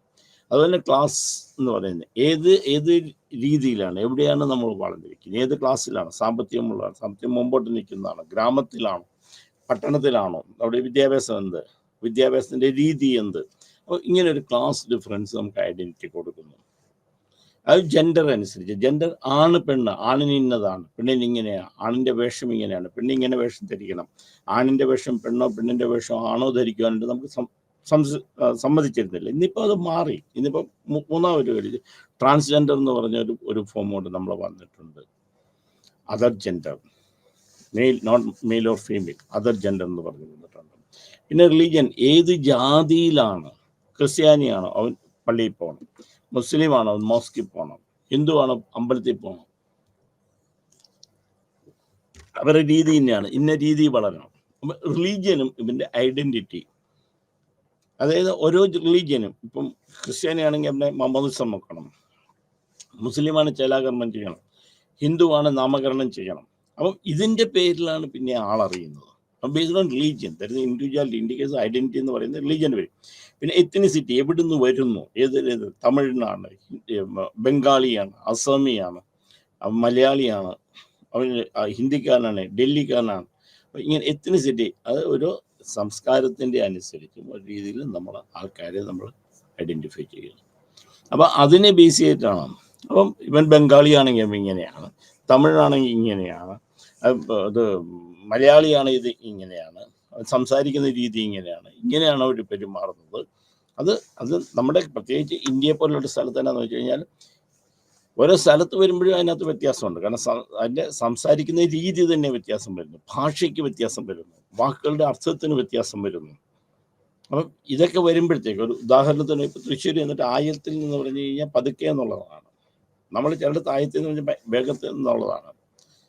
അപ്പം നമ്മൾ ചിലടത്ത് പറയുന്ന സാധനങ്ങളുടെ പേര്, അപ്പം ഇങ്ങനെയൊക്കെ പറയുന്ന അത് ഒരാളുടെ ഐഡൻറ്റിറ്റി പ്രൂവ് ചെയ്യുന്നതാണ്. അപ്പം കേരളത്തെ പോലെ ഒരു സ്ഥലത്താണെങ്കിൽ, ഇന്ത്യയെ മൊത്തം പറയുമ്പോഴത്തേക്ക് ഓരോ സ്ഥലത്തും പ്രശ്നമുണ്ട്. കേരളത്തിലെ പോലെ തന്നെയാണെങ്കിൽ തിരുവനന്തപുരം മുതൽ കാസർഗോഡ് വരെ എടുത്തു കഴിഞ്ഞാൽ ഡിഫറെൻറ്റ് രീതിയിൽ വ്യത്യസ്തമായ സംസ്കാരമാണ്, വ്യത്യസ്തമായ ഭാഷയാണ്, മലയാളത്തിന് വ്യത്യസ്തമായ അർത്ഥങ്ങളാണ് ഉണ്ടാകുന്നത്. അപ്പം ഇതാണ് ഒരു ആളുടെ ഐഡൻറ്റിറ്റി സെലക്ട് ചെയ്യാനായിട്ട് നമ്മൾ ചെയ്യുന്നത്. ഇത് എന്തൊക്കെ ചേഞ്ചാണ്, അപ്പം ഏതൊക്കെ ഒരു ഡെവലപ്മെൻ്റ് ആസ്പെക്ട് ഒരു യൂത്ത് എന്ന് പറയുമ്പോൾ അവന് ഫിസിക്കൽ ചേഞ്ചസ്, ആദ്യത്തെ അവനുണ്ടാകുന്ന ഫിസിക്കൽ ചേഞ്ചസ്, ആണും പെണ്ണും ശരീരത്തിലുണ്ടാകുന്ന, അല്ലെങ്കിൽ ബയോളജിക്കലായിട്ടുള്ള ഫിസിയോളജിക്കലായിട്ടുണ്ടാകുന്ന ചേഞ്ചസ് ആണ് ആദ്യത്തെ സംഗതി. അപ്പം പെട്ടെന്ന് ആ യൂത്തിലേക്ക് കിടക്കുമ്പം അവൻ്റെ ശാരീരികമായ ഘടനയ്ക്ക് വ്യത്യാസമുണ്ടാകും. ആൺകുട്ടികളുടെ മസിൽസ് ഉണ്ടാകുക, പെൺകുട്ടികളാണെങ്കിൽ സെക്ഷൽ ഡെവലപ്മെൻറ്റ് സ്റ്റേജസ്, ബ്രസ്റ്റ് വരിക, അങ്ങനെ ആണുങ്ങളാണെങ്കിൽ ആഡംസ് ആപ്പിൾ വരിക, ദേഹത്ത് രോമം ഉണ്ടാകുക, മീശ വരിക. അപ്പം ഒരു ഫിസിയോളജിക്കൽ ചേഞ്ചസ് ആണ് നമ്മൾ ആദ്യം യൂത്തിനെ നമ്മൾ ഐഡൻറ്റിഫൈ ചെയ്യാൻ ശ്രമിക്കുന്നത്. പിന്നെ അവൻ്റെ ചിന്താഗതി, ഒരു കാഴ്ചപ്പാടെന്ന് പറയും, കോഗ്നേഷൻ, അവൻ്റെ തിങ്കിങ്, അവൻ്റെ എമോഷൻസ്, അവൻ്റെ ആഗ്രഹങ്ങൾ, അവൻ്റെ പ്രതീക്ഷകൾ. അപ്പം ആ കോഗ്നേഷൻ നമുക്കവിടെ ഉണ്ടാകും. ദെൻ എമോഷണൽ, വൈകാരികമായിട്ടുള്ളത്, സങ്കടം വരിക, സന്തോഷം വരിക, ദേഷ്യം വരിക, സ്നേഹിക്കപ്പെടാനുള്ള ചിന്തകളുണ്ടാകുക, സ്നേഹിക്കുക. അപ്പം വൈകാരികമായ അവരുടെ ബന്ധങ്ങൾ, എമോഷണൽ. ദെൻ മോറൽ, എല്ലാത്തിനും ഒരു മോറൽ വാല്യൂസ് ഓരോരോ കുടുംബം, ഓരോ സംസ്കാരം കൊടുത്തിട്ടുണ്ട്, ഓരോ രാജ്യത്തിലുണ്ട്, വേഷത്തിലുണ്ട്, ഇടപെടുന്നതിലുണ്ട്, ചിന്താഗതികളുണ്ട്, ക്ലാസ് ഡിഫറൻസുള്ള മോറൽ വാല്യൂസിന് വ്യത്യാസമുണ്ട്, ജാതിയിൽ ഓരോ മോറൽ വാല്യൂസിന് വ്യത്യാസങ്ങൾ വരുന്നത്. അപ്പം ആകെ അവൻ്റെ ചിന്താഗതികൾ എന്ന് പറയുമ്പോൾ ആ യൂത്തിനകത്ത് physical, cognitive, emotional, moral and social, സാമൂഹികമായി, സാമുദായികമായി, വിധാനങ്ങളിൽ എല്ലാത്തിനും വരുന്ന വ്യത്യാസങ്ങൾ. ദെൻ സ്പിരിച്വൽ, ആധ്യാത്മികമായ ചിന്താഗതികൾ അനുസരിച്ച്. അപ്പം ഇത്രയും ഒരു ചിന്താഗതിയാണ് ഡെവലപ്മെൻറ്റ് ആസ്പെക്ട്സ് ഓഫ് യൂത്ത്. അപ്പോൾ ഫിസിക്കൽ ചേഞ്ചസ് അവരിലുണ്ടാകുന്നുണ്ട്, അവരുടെ കാഴ്ചപ്പാടുകളിലുണ്ട്, വൈകാരികമായിട്ടുള്ളതുണ്ട്, മോറൽ വാല്യൂസ്, സാംസ്കാരികപരമായിട്ട് കാര്യങ്ങളുണ്ട്, സാമുദായികമായിട്ട് കാര്യങ്ങളുണ്ട്, ദൈവികമായ കാര്യങ്ങളിലുള്ള ചിന്താഗതികൾ ഉണ്ടാകുന്നുണ്ട്. Then development task. അപ്പോൾ ഡെവലപ്മെൻറ്റ് ടാസ്ക് എന്തൊക്കെയാണ് ഒരു യൂത്തിൽ ഉണ്ടാകുന്നത്? That is mature relationship. നമ്മൾ റിലേഷൻഷിപ്പ് മച്യൂർ ആയിരിക്കണം. ഇമ്മച്യൂർ ബിഹേവിയർ, അത് നമ്മൾ പറയുന്ന കാര്യങ്ങളും ചിന്തിക്കുന്ന കാര്യങ്ങളും ചെയ്യുന്ന കാര്യങ്ങളൊക്കെ ഒരു മച്യൂർ രീതിയിലായിരിക്കണം, വളർച്ച പ്രാപിച്ചതായിരിക്കണം, പ്രായത്തിനനുസരിച്ചുള്ള ചിന്താഗതികളായിരിക്കണം, പ്രായത്തിനനുസരിച്ച് ചെയ്യേണ്ട കാര്യങ്ങളായിരിക്കണം. അപ്പം പലപ്പോഴും നമ്മൾ കാണുന്നത് എന്താണെന്ന് വെച്ചാൽ കുട്ടികളെ പെട്ടെന്ന് മച്യൂറായിട്ട് വളർത്തിക്കൊണ്ടിരും. ഓവർ മച്യൂരിറ്റി അത് മിക്കവാറും കാണുന്ന ഒരു സംഗതി. ഇതൊരു ഉദാഹരണമായിട്ട് നമുക്ക് പറയുന്ന കാര്യങ്ങൾ മാത്രമാണ്, അത് പ്രാക്ടിക്കലായിട്ട് ഞാൻ പറയുന്നതല്ല, ഒരു ഉദാഹരണം മനസ്സിലാക്കാൻ വേണ്ടി പറയും. അപ്പം 1-ാം ക്ലാസ്സിൽ ഒരു കുട്ടിയെ കൊണ്ട് ചേർക്കുന്നു. 1-ാം ക്ലാസ്സിൽ ഒരു കുട്ടിയെ കൊണ്ട് ചേർത്ത് അവൻ 1-ാം ക്ലാസ്സിൽ പഠിക്കുന്ന ഒരു കുട്ടിയായിട്ട് വേണം വളരാനായിട്ട്. 1-ാം ക്ലാസ്സിലെ കുട്ടികളുമായിട്ട് ചേർന്ന് വരാം. 1-ാം ക്ലാസ്സിൽ പഠിക്കുന്നതാണ് പറയുന്നത്. എപ്പോഴും നമ്മളെ കുട്ടിയെ കാണിക്കുന്നത്, നോക്ക് ചേട്ടനുണ്ട്, ചേട്ടൻ 10-ാം ക്ലാസ്സിലാണ് പഠിക്കുന്നത്, നീ 10ലേക്ക് എത്തണം. അപ്പോൾ 10-ാം ക്ലാസ് കുട്ടി ഒന്നിച്ചേരുമ്പോഴേ അവൻ്റെ ചിന്താഗതി 10-ാം ക്ലാസ്സിൽ ആയിട്ടാകുന്നു. നമ്മൾ ചിലപ്പോൾ പറയാൻ ചില കുട്ടികൾ വായിക്കൊള്ളാത്ത, അതായത് കൊച്ചു കുട്ടികൾക്ക് പറയാൻ പറ്റാത്ത കാര്യങ്ങളാണ് പറയുന്നത്. ഇത് വായിക്കൊള്ളാത്ത കാര്യങ്ങൾ എന്നാണ് നമ്മൾ പറയുന്നത്. എന്തുകൊണ്ടാണെന്ന് വെച്ച് കഴിഞ്ഞാൽ അവർ പറയുന്നത് വലിയ വലിയ കൊച്ചു കുട്ടികളെ കൊണ്ട് വലിയ ഫിലോസഫിയൊക്കെ പറയും. അപ്പോൾ അതൊരു മച്യൂറല്ല, മച്യൂറിറ്റിയില്ല, മച്യൂർ റിലേഷൻഷിപ്പ് ഉണ്ടാകുന്നില്ല. ദെൻ സോഷ്യൽ, ഓരോരുത്തർക്കും ഓരോ സോഷ്യൽ റോളുണ്ട്. ഇപ്പോൾ ആണിങ്ങനെ ആയിരിക്കുമ്പോഴും പെണ്ണിങ്ങനെ ആയിരിക്കുമ്പോഴും ഈ സൊസൈറ്റി നമ്മൾ കാണുന്നത് ഇങ്ങനെ ആയിരിക്കും, ഇന്ന രീതിയിൽ സൊസൈറ്റി നമ്മൾ പെരുമാറണം. അപ്പോൾ ഈ സോഷ്യൽ റോൾസ് എന്ന് പറയുന്നത് എല്ലാവർക്കും ഉണ്ട്. ആ സോഷ്യൽ റോൾസ് നമ്മൾ പാലിക്കണം. പിന്നെ എപ്പോഴും നമുക്കുണ്ടാകുന്ന അക്സെപ്റ്റിംഗ് ദ വൺസ് ബോഡിയാണ്.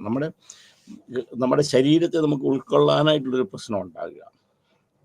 കാരണം പെട്ടെന്നുണ്ടാകുന്ന ചേഞ്ച്, പെട്ടെന്ന് യൂത്ത് ആകുമ്പോഴത്തേക്കുണ്ടാകുന്ന ശരീരത്തിലുണ്ടാകുന്ന ചേഞ്ച്, അത് അക്സെപ്റ്റ് ചെയ്യാനായിട്ട് പറ്റുക, ആസ് ഇറ്റ് ഈസ്. അപ്പോൾ എപ്പോഴും ഒരു പ്രശ്നം ഉണ്ടാകുമ്പോൾ ലാക്ക് ഓഫ് സെൽഫ് ഇമേജ് എന്ന് പറയുന്നത്, നമ്മളെക്കുറിച്ച് നമുക്കുള്ള ബോധക്കുറവ് നമുക്ക് വലിയൊരു പ്രശ്നമാണ്. അപ്പം എങ്ങനെയാണോ എൻ്റെ ശരീരം, ആ ശരീരത്തെ അതേ രീതിയിൽ ഉൾക്കൊള്ളാനായിട്ടുള്ള ഒരു മാനസികാവസ്ഥ ഉണ്ടായിരിക്കണം. എമോഷണലി ഇൻഡിപെൻഡൻ്റ് ആയിരിക്കണം. വൈകാരികമായിട്ട് ചിന്തിക്കാനും എടുക്കാനും പിടിക്കാനും പ്രവർത്തിക്കാനുമുള്ള കാര്യങ്ങൾ ഒരു കഴിവ് നമ്മുടെ ഉണ്ടായിരിക്കണം.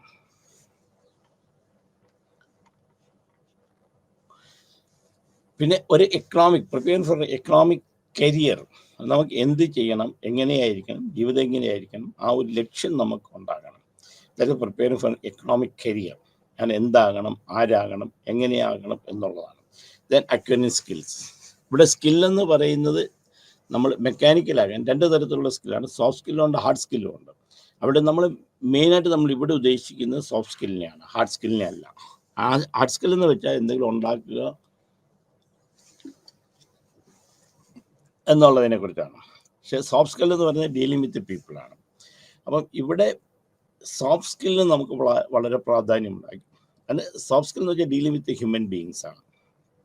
അവിടെ ഇൻറ്റിമേറ്റ് റിലേഷൻഷിപ്പ് ഉണ്ട്, സോഷ്യൽ റിലേഷൻഷിപ്പ് ഉണ്ട്, തെറപ്യൂട്ടിക് റിലേഷൻഷിപ്പ് ഉണ്ടാകുന്നുണ്ട്. അപ്പോൾ നമ്മുടെ ഇവിടെ എന്ന് പറയുമ്പോൾ തെറപ്യൂട്ടിക് റിലേഷൻഷിപ്പ് കൊണ്ട് ഒരു social and independent or immediate relationship, that is acquiring skill. Values and ethical system. അപ്പോൾ അക്വയറിംഗ് വാല്യൂസ്, ഓരോ സമൂഹം ഉണ്ടായിരിക്കുന്ന ഓരോ നിയമങ്ങൾ, ആ നിയമത്തിനനുസരിച്ച് എത്തിക്കലായിട്ടുള്ള, അത് സമൂഹത്തെ മറ്റുള്ളവരെ വേദനിപ്പിക്കാതെ നിയമത്തിൻ്റെ നിന്നുകൊണ്ട് പരിധിക്കുള്ളിൽ നിന്നുകൊണ്ട് നമ്മൾ ഉണ്ടാകുന്നതായിരിക്കണം. Socially responsible behaviour. അപ്പോൾ സമൂഹത്തെ നമ്മൾ അംഗീകരിക്കുന്ന നമ്മളിൽ നിന്ന് സമൂഹം പ്രതീക്ഷിക്കുന്നതായിട്ടുള്ളതായ കാര്യങ്ങൾ നമ്മൾ അച്ചീവ് ചെയ്യണം. എന്തെങ്കിലും അച്ചീവ് ചെയ്യുന്നത് എനിക്ക് തോന്നി ഞാൻ അതുകൊണ്ടാകുക എന്ന് മാത്രമല്ല, അതുകൊണ്ട് സമൂഹത്തിന് ഗുണമുണ്ടാകണം, തീർച്ചയായിട്ടും നമുക്ക് ഗുണമുണ്ടാകണം, ഒരു സോഷ്യൽ റെസ്പോൺസിബിലിറ്റി നമുക്ക് ഉണ്ടായിരിക്കണം. അപ്പോൾ ഈ desiring and achieving socially responsible behaviour, സാമുദായികമായിട്ട് അംഗീകരിക്കപ്പെട്ടിട്ടുള്ളതായ കാര്യങ്ങൾ നമ്മളൊക്കെ ചെയ്യണം. അപ്പോൾ ഇത്രയാണ് അഡോളസൻസിന് ഡെവലപ്മെൻറ്റ് ടാസ്ക് എന്ന് പറയുന്നത്. അപ്പം മറ്റൊരു റിലേഷൻഷിപ്പ് ഉണ്ടാക്കണം. സോഷ്യൽ റോൾസ് എന്ന് പറയുന്നത് നമുക്ക് വ്യക്തമായിട്ട് നിർവചിക്കപ്പെട്ടിരിക്കണം. നമ്മുടെ ശരീരം നമ്മൾ അങ്ങനെ തന്നെ വേണം അക്സെപ്റ്റ് ചെയ്യണം. എമോഷണൽ വൈകാരികമായ ഇൻഡിപെൻഡൻ്റ് ആയിട്ട് നമുക്ക് കാര്യങ്ങൾ ചെയ്യാൻ സാധിക്കണം. ഒരു നല്ലൊരു ജോലി, നമുക്ക് നിൽക്കാൻ പറ്റുന്ന, ജീവിക്കാൻ പറ്റുന്ന, നമുക്ക് വേണ്ടത്, നമുക്ക് ഇഷ്ടപ്പെടുന്നതായ ഒരു ജോലി നമ്മൾ കണ്ടുപിടിക്കണം. സോഷ്യൽ സോഫ്റ്റ് സ്കിൽസ് നമ്മൾ ഡെവലപ്പ് ചെയ്യണം. Soft skill means the communication ആയിരിക്കണം, ലീഡർഷിപ്പ് ആയിരിക്കണം, ഫ്ലെക്സിബിലിറ്റി ഉണ്ടായിരിക്കണം. അപ്പോൾ ഇതെല്ലാം വെച്ചുകൊണ്ടാണ് നമ്മൾ സ്കിൽസ് പറയുന്നത്. ഇവിടെ സ്കിൽസ് എന്ന് പറയുന്നത് മെയിൻലി സോഫ്റ്റ് സ്കിൽസ് ആണ്. The values and ethical system. നമ്മളെന്തെങ്കിലും ചെയ്യുമ്പോഴത്തേക്ക് അതിനകത്ത് എന്തൊരു വാല്യൂ, അതിനൊരു മുൻ വാല്യൂ, ഒരു സാമ്പത്തികമായിട്ടില്ല ഇവിടെ വാല്യൂ, അതിനൊരു വില നമ്മൾ കൊടുക്കണം. ആ എത്തിക്കൽ സിസ്റ്റത്തിലൂടെ നമ്മൾ പോകണം. And desiring and achieving socially responsible behaviour. നമ്മളിൽ നിന്ന് സമൂഹം എന്ത് പ്രതീക്ഷിക്കുന്നു അത് രീതി നമ്മൾ അങ്ങോട്ട് ചെയ്യണം. അപ്പം ഐഡൻറ്റിറ്റി എന്ന് പറഞ്ഞാൽ മോസ്റ്റ് ഇമ്പോർട്ടൻറ്റ് തിങ് ആണ് യൂത്തിൽ. ഞാനാണെന്ന്, എന്താണെന്ന് അവർ നമ്മളെക്കുറിച്ച് കാണുന്നതാണ്. അപ്പോൾ ഇതിനകത്ത് എക്സാമ്പിൾ പറയാം, identity where myself means society. അപ്പം സമൂഹത്തെ ഞാൻ എങ്ങനെ ഉൾക്കൊള്ളുന്നു, സമൂഹം എന്നെ എങ്ങനെ ഉൾക്കൊള്ളുന്നു. അപ്പോൾ ഞാനും എന്നെ സമൂഹം ഉൾക്കൊള്ളുന്നതും എൻ്റെ ചിന്താഗതികളും ശാരീരിക, മാനസിക, സാമ്പത്തിക എല്ലാം നമുക്ക് വെക്കാം. അപ്പം അതാണ് എൻ്റെ ഐഡൻറ്റിറ്റി എന്ന് പറയുന്നത്. അപ്പം identity is where self meets society. സമൂഹത്തിൻ്റെ ആവശ്യങ്ങൾക്കനുസരിച്ച്, സമൂഹത്തിൻ്റെ ചിന്താഗതികളനുസരിച്ച് നമുക്ക് നമ്മളെ തിരിച്ചറിയാൻ സാധിക്കാം. Then identity contingent and dynamic. അത് കണ്ടിജൻ്റ് ആണ്, നമ്മൾ എപ്പോഴും മാറിക്കൊണ്ടിരിക്കുന്ന കാര്യം. ഇതിൻ്റെ കണ്ടിന്യൂറ്റി ആവശ്യമുണ്ട്, തുടർച്ച ആവശ്യമുണ്ട്. പിന്നെ അത് സമൂഹമായിട്ട് ചേർന്നതായിരിക്കും. അപ്പം പെട്ടെന്നൊരു വളർച്ച ഉണ്ടാകുക, കുറച്ച് കാര്യങ്ങൾ സമൂഹം ഉൾക്കൊള്ളുക, കുറച്ച് കാര്യം നമ്മൾ സമൂഹം ഉൾപ്പെടാതെ വരിക. അപ്പോൾ അത് മാത്രമല്ല, ഇത് implies A continuity and coherence. ചേർത്ത് രണ്ടുമായിട്ട് സംസ്കാരമായിട്ട് ചേരുന്ന രീതിയിൽ ആയിരിക്കണം. Youth and identity. അപ്പം യൂത്തിന് നമ്മൾ ഐഡൻറ്റിറ്റി എന്ന് പറയുന്നത്, യൂത്തിനെ സംബന്ധിച്ചിടത്തോളം സമൂഹം നമ്മളെ ഉൾക്കൊള്ളുന്ന, നമ്മളെ മനസ്സിലാക്കുന്ന കാര്യങ്ങൾ വളരെ ഇമ്പോർട്ടൻ്റ് ആയിട്ടുള്ളതാണ്. അതാണ് ഐഡൻറ്റിറ്റി എന്ന് പറയുന്നത്. സമൂഹം നമ്മളെ ഉൾക്കൊള്ളുക, സമൂഹത്തെ നമ്മൾ ഉൾക്കൊള്ളുക. ഞാനിപ്പം ഒരിടത്ത് അവിടെ നിന്ന് നിൽക്കുകയാണെങ്കിൽ ഞാനായിട്ട് അറിയണല്ലോ. അപ്പം ഞാൻ അവിടെ നിൽക്കുന്ന തോമസായിട്ട് സമൂഹം ഉൾക്കൊള്ളണം. അങ്ങനെയാണെങ്കിൽ ഈ തോമസിൽ നിന്ന് സമൂഹം പലതും ആഗ്രഹിക്കുന്നുണ്ട്. അപ്പം ഈ ഐഡൻറ്റിറ്റി എങ്ങനെ ഡെവലപ്പ് ചെയ്യും എന്നുള്ളത്, first one social basis of identity. Society നമ്മളെ കാണുന്ന, നമുക്കതിന് രൂപങ്ങൾ, നമ്മളെക്കുറിച്ചുള്ള ചിന്താഗതികൾ. നമ്മൾ ഉദാഹരണം പറയുകയാണെങ്കിൽ, നമ്മൾ സൊസൈറ്റി ഒരു സ്കൂൾ കുട്ടികളെ കാണുമ്പോൾ അതിങ്ങനെ പെരുമാറണം, അത് ഇന്ന രീതിയിലാണ് ചെയ്യേണ്ട കാര്യങ്ങൾ. അത് അഡോളസൻ്റ് ആകുമ്പോൾ ഇന്ന രീതിയിൽ ചെയ്യണം, ഇന്ന കാര്യങ്ങൾ ചെയ്യണം. റെസ്പോൺസിബിലിറ്റി എടുക്കുന്നത് കുടുംബത്തിൻ്റെ ഭാരം ഏറ്റെടുക്കുക എന്നുള്ളതല്ല, കുടുംബത്തിന് ഭാരമേറ്റെടുക്കുക എന്നുള്ളതല്ല നമ്മൾ പറയുന്നത്. ആ ഐഡൻറ്റിറ്റി എന്ന് പറയുന്നത് സമൂഹം നമുക്ക് തരുന്നതായ നമ്മുടെ കാഴ്ചപ്പാട്. അതാണ് നമ്മളെക്കുറിച്ചുള്ള സമൂഹത്തിനുള്ള കാഴ്ചപ്പാട്. Social basis of identity. Then social basis of race, ethnicity, caste. ഇതാണ് നമ്മൾ ആദ്യം ഏത് കാസ്റ്റിൽ, ഏത് ജാതിയിൽ, ഏത് മതത്തിൽ. കുമാരനാശാൻ അതിനകത്ത് പറയുന്നുണ്ട്, ജാതി ചോദിക്കുന്നില്ല ഞാൻ സോദരി, ചോദിക്കുന്നു നാവ് വരണ്ടകോ, ഭീതി വേണ്ട തിരികെ എനിക്ക് നീ. കാരണം ഇവിടെ ഒരു ഐഡൻറ്റിറ്റിയാണ് നമ്മളെ കാണിക്കുന്നത്. അപ്പം പിഷു അവിടെ ചെന്നപ്പോൾ പിഷുവിനെ സംബന്ധിച്ചിടത്തോളം പിഷുവിൻ്റെ ഐഡൻറ്റിറ്റി എന്ന് പറയുന്നത് ചണ്ടാളന്മാരെ അല്ലെങ്കിൽ തൊട്ടുകൂടാത്തവരെ തൊടില്ല എന്നുള്ളതിനെ കുറിച്ചാണ് നമ്മൾ പറയുന്നത്. അപ്പം ഇതൊരു കാസ്റ്റിൻ്റെ, ഈ കാസ്റ്റ് പർട്ടിക്കുലർ കാസ്റ്റുകാർ ഇവർക്ക് ഇത് ചെയ്യാൻ പാടില്ല. അപ്പം നമ്മൾ ആ ഐഡൻറ്റിറ്റിയുടെ ഒന്ന് മനസ്സിലാക്കാൻ വേണ്ടി പറയുന്നതാണ്. അപ്പം ഇവിടെ ഈ സോഷ്യൽ ബേസിസ് എന്ന് പറയുന്ന അതിൻ്റെ റേസ്, എത്തനിസിറ്റി, കാസ്റ്റ് ഓരോ സമുദായത്തിൽ, ഓരോ ഏരിയയിൽ, ഓരോ പ്രദേശത്ത് ആൾക്കാരിലുണ്ടായിരുന്നതാണ്. അത് കാസ്റ്റിൻ്റെയും ക്രീഡിൻ്റെയും എല്ലാം ബേസിലാണ്. ദെൻ ക്ലാസ്, ദെൻ സെക്ഷുവാലിറ്റി എന്ന് വെച്ച് കഴിഞ്ഞാൽ ആണോ പെണ്ണോ എന്നുള്ളതാണ്. അപ്പം അതുപോലെ തന്നെ ജെൻഡർ ഡിഫറൻസ്. സെക്ഷുവാലിറ്റി എന്ന് പറയുന്നത് ഹോമോസെക്ഷൽ ആണോ, അതല്ല ബയോസെക്ഷൽ ആണോ, അത് ഓപ്പോസിറ്റ് സെക്സിനോടാണ് താല്പര്യം, അല്ലെങ്കിൽ എന്ത് സെക്ഷുവാലിറ്റിയാണ്, ദാറ്റ് ഈസ് കോൾഡ് സൊസൈറ്റി അറിയുന്നത്. ഇപ്പം നമ്മൾ സപ്പോസ് ഹോമോസെക്ഷാലിറ്റി ഉള്ള ആൾക്കാരാണ്, ലെസ്ബിയനായിട്ടുള്ള ആൾക്കാരാണ്, ഹെട്രോസെക്ഷൽ ഉണ്ടാകാം, ഏതുണ്ടാകാം. അപ്പം സെക്ഷുവാലിറ്റി എന്ന് പറയുന്നത് അവൻ്റെ വളർച്ചയിന് നമ്മളുണ്ടാകുന്ന സെക്ഷൽ തോട്ട്സുകളാണ്. ജെൻഡർ എന്ന് പറഞ്ഞാൽ ഏത് ഒരു ആണോ പെണ്ണോ ട്രാൻസ്ജെൻഡർ ഏതിൽപ്പെട്ടു, ഏത് ഗ്രൂപ്പാണോ. അപ്പം അതിൻ്റെ ഐഡൻറ്റിറ്റി എന്ന് പറയുന്നത് ഇതിനെല്ലാം ബേസ് ചെയ്തിട്ടാണ്. ദെൻ ഏജ്, ഓരോ ഏജും നമ്മൾ ഐഡൻറ്റിറ്റി ചെയ്യുന്നു. നമ്മൾ ഇത് പ്രായമുള്ള ആൾക്കാരാണ്, നമ്മൾ റെസ്പെക്റ്റ് ചെയ്യുന്നത്, സമൂഹത്തിൻ്റെ ആളാണ്, ഇത് കുട്ടികളാണ്, അങ്ങനെ നമ്മൾ ഐഡൻറ്റിറ്റി ചെയ്യുന്നു. പിന്നെ ബേസ്ഡ് ഓൺ ഡിസബിലിറ്റി, എന്തെങ്കിലും വൈകാരികമായ പ്രശ്നങ്ങൾ നമുക്ക്, വൈകാരികമല്ല ശാരീരികമായ മാനസികമായി നമ്മൾ പിന്നോക്കം നിൽക്കുന്നത്, the identity of disability, ability കുറവുള്ള ആൾക്കാർ. അപ്പോൾ ഒരാളുടെ ഐഡൻറ്റിറ്റി ബേസ് ചെയ്യുന്നതിൻ്റെ റേസ്, എത്നിസിറ്റി, കാസ്റ്റ്, പിന്നെ അവൻ്റെ class, sexuality, gender, age and disability. അപ്പം ഇവിടെ നമ്മൾ ഏറ്റവും കൂടുതൽ നമ്മൾ ഒരാളുടെ ഐഡൻറ്റിറ്റി നമുക്ക് ചെയ്യുന്നത് ഫാമിലി തന്നെയാണ്. അപ്പം ഫാമിലിക്ക് ഒരാളുടെ ഐഡൻറ്റിറ്റി ഫോം ചെയ്യുന്നതിൽ, ഐഡൻറ്റിറ്റി ഉണ്ടാക്കുന്നതിൽ ഫാമിലിക്ക് വളരെ ഇമ്പോർട്ടൻ്റ് ആയിട്ടൊരു ഇതുണ്ട്. കാരണം ഒരു സമൂഹത്തിൻ്റെ പേര്, ഒരു കുടുംബത്തിൻ്റെ പേരിലാണ് ഒരു വ്യക്തിയെ നമ്മൾ ആദ്യം ഐഡൻറ്റിഫൈ ചെയ്യുക. അപ്പോൾ ഈ സമൂഹം എന്ന് പറയുന്നതിൽ, ആ കുടുംബം എന്ന് പറയുന്നത്, ആദ്യത്തെ കുടുംബത്തിൻ്റെ ജോലി എന്ന് പറയുന്നത്, ഫങ്ഷൻ എന്ന് പറയുന്നത് റീപ്രൊഡക്ഷൻ എന്ന് വെച്ചാൽ അടുത്ത ജനറേഷനെ ഉണ്ടാക്കുക. അടുത്ത ജനറേഷൻ ഉണ്ടാകാനായിട്ട് റീപ്രൊഡക്ഷൻ തന്നെയാണ്. അപ്പോൾ അവിടെ അടുത്ത ഇത് നിൽക്കുകയാണ് ഫാമിലിയുടെ ആദ്യത്തെ ഫങ്ഷൻ എന്ന് പറയുന്നത്. ഒരു കുടുംബം ഉണ്ടാകുന്നതിൻ്റെ ആദ്യത്തെ ഫങ്ഷൻ എന്ന് വെച്ച് കഴിഞ്ഞാൽ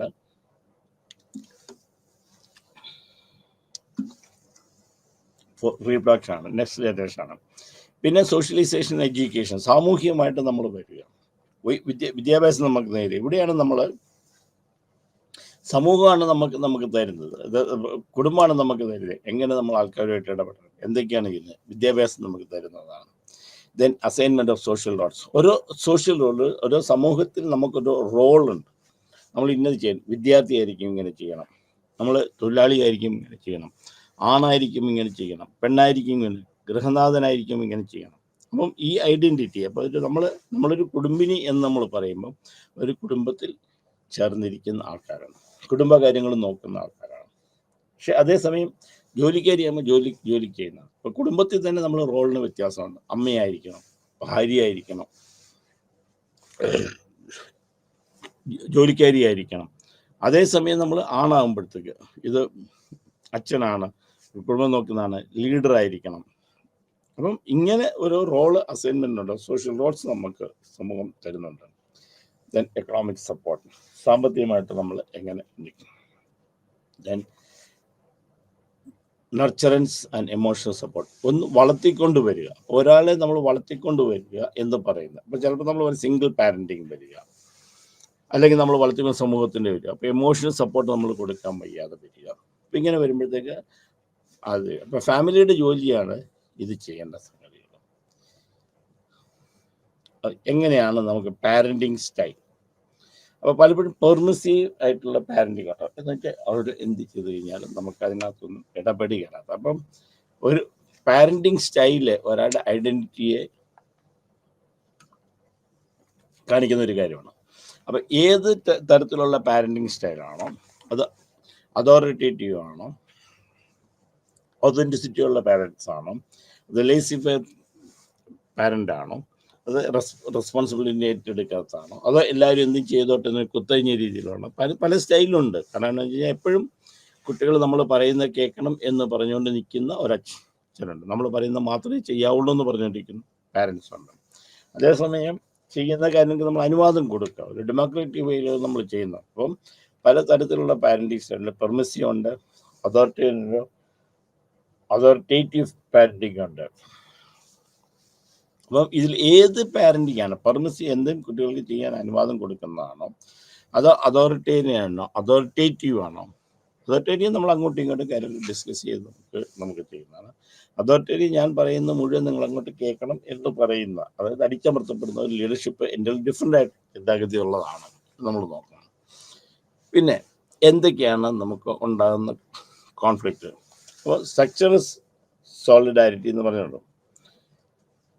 അപ്പം അച്ഛനും അമ്മയും കുട്ടികളുമായിട്ടുള്ള റിലേഷൻഷിപ്പിനകത്ത് ഒരു ഫിസിക്കൽ പ്രോക്സിമിറ്റി ബിറ്റ്വീൻ പാരൻസ്, അത് ഒരു ശാരീരികമായ ഒരു സ്ട്രക്ചറൽ സോളിഡാരിറ്റി ഉണ്ടായിരിക്കണം.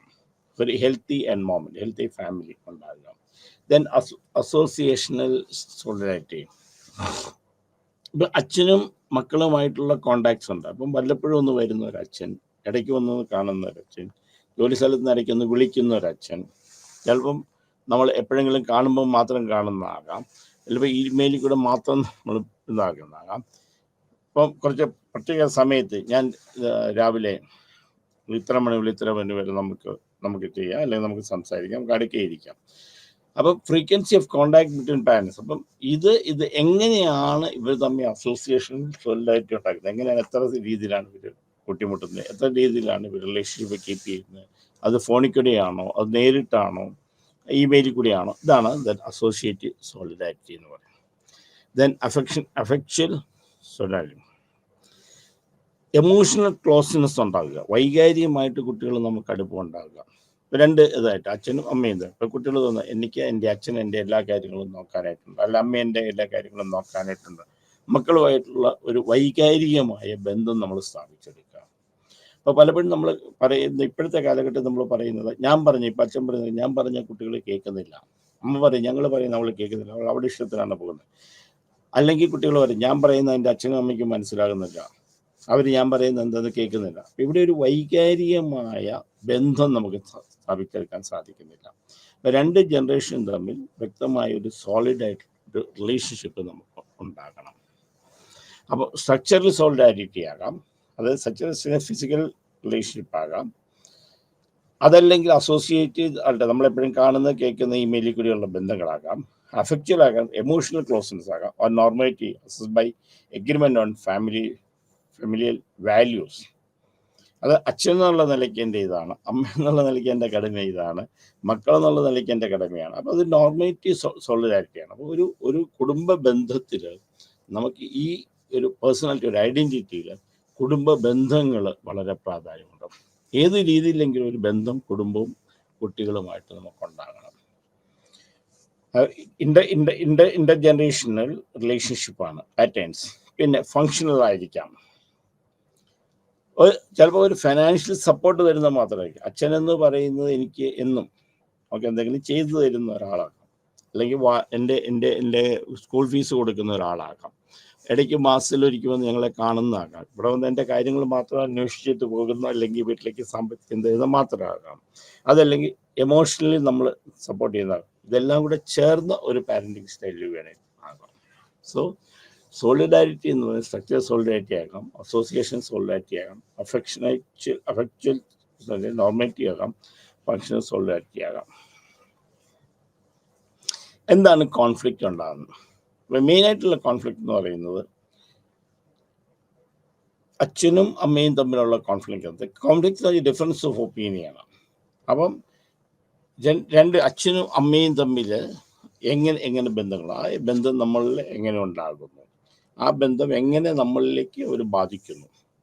അപ്പോൾ ഇതിനകത്തുണ്ടാകുന്ന കോൺഫ്ലിക്ട്സ് മര്യാദയ്ക്ക് ചെയ്യുന്നില്ല എന്നുണ്ടെങ്കിൽ ഇന്നരി, അല്ലെങ്കിൽ എൻ്റെ അച്ഛൻ എൻ്റെ അമ്മയെ എങ്ങനെ ട്രീറ്റ് ചെയ്യുന്നു, അപ്പോൾ അത് കമ്മ്യൂണിക്കേഷൻ ഇൻട്രാക്ഷൻ സ്റ്റൈലാണ്.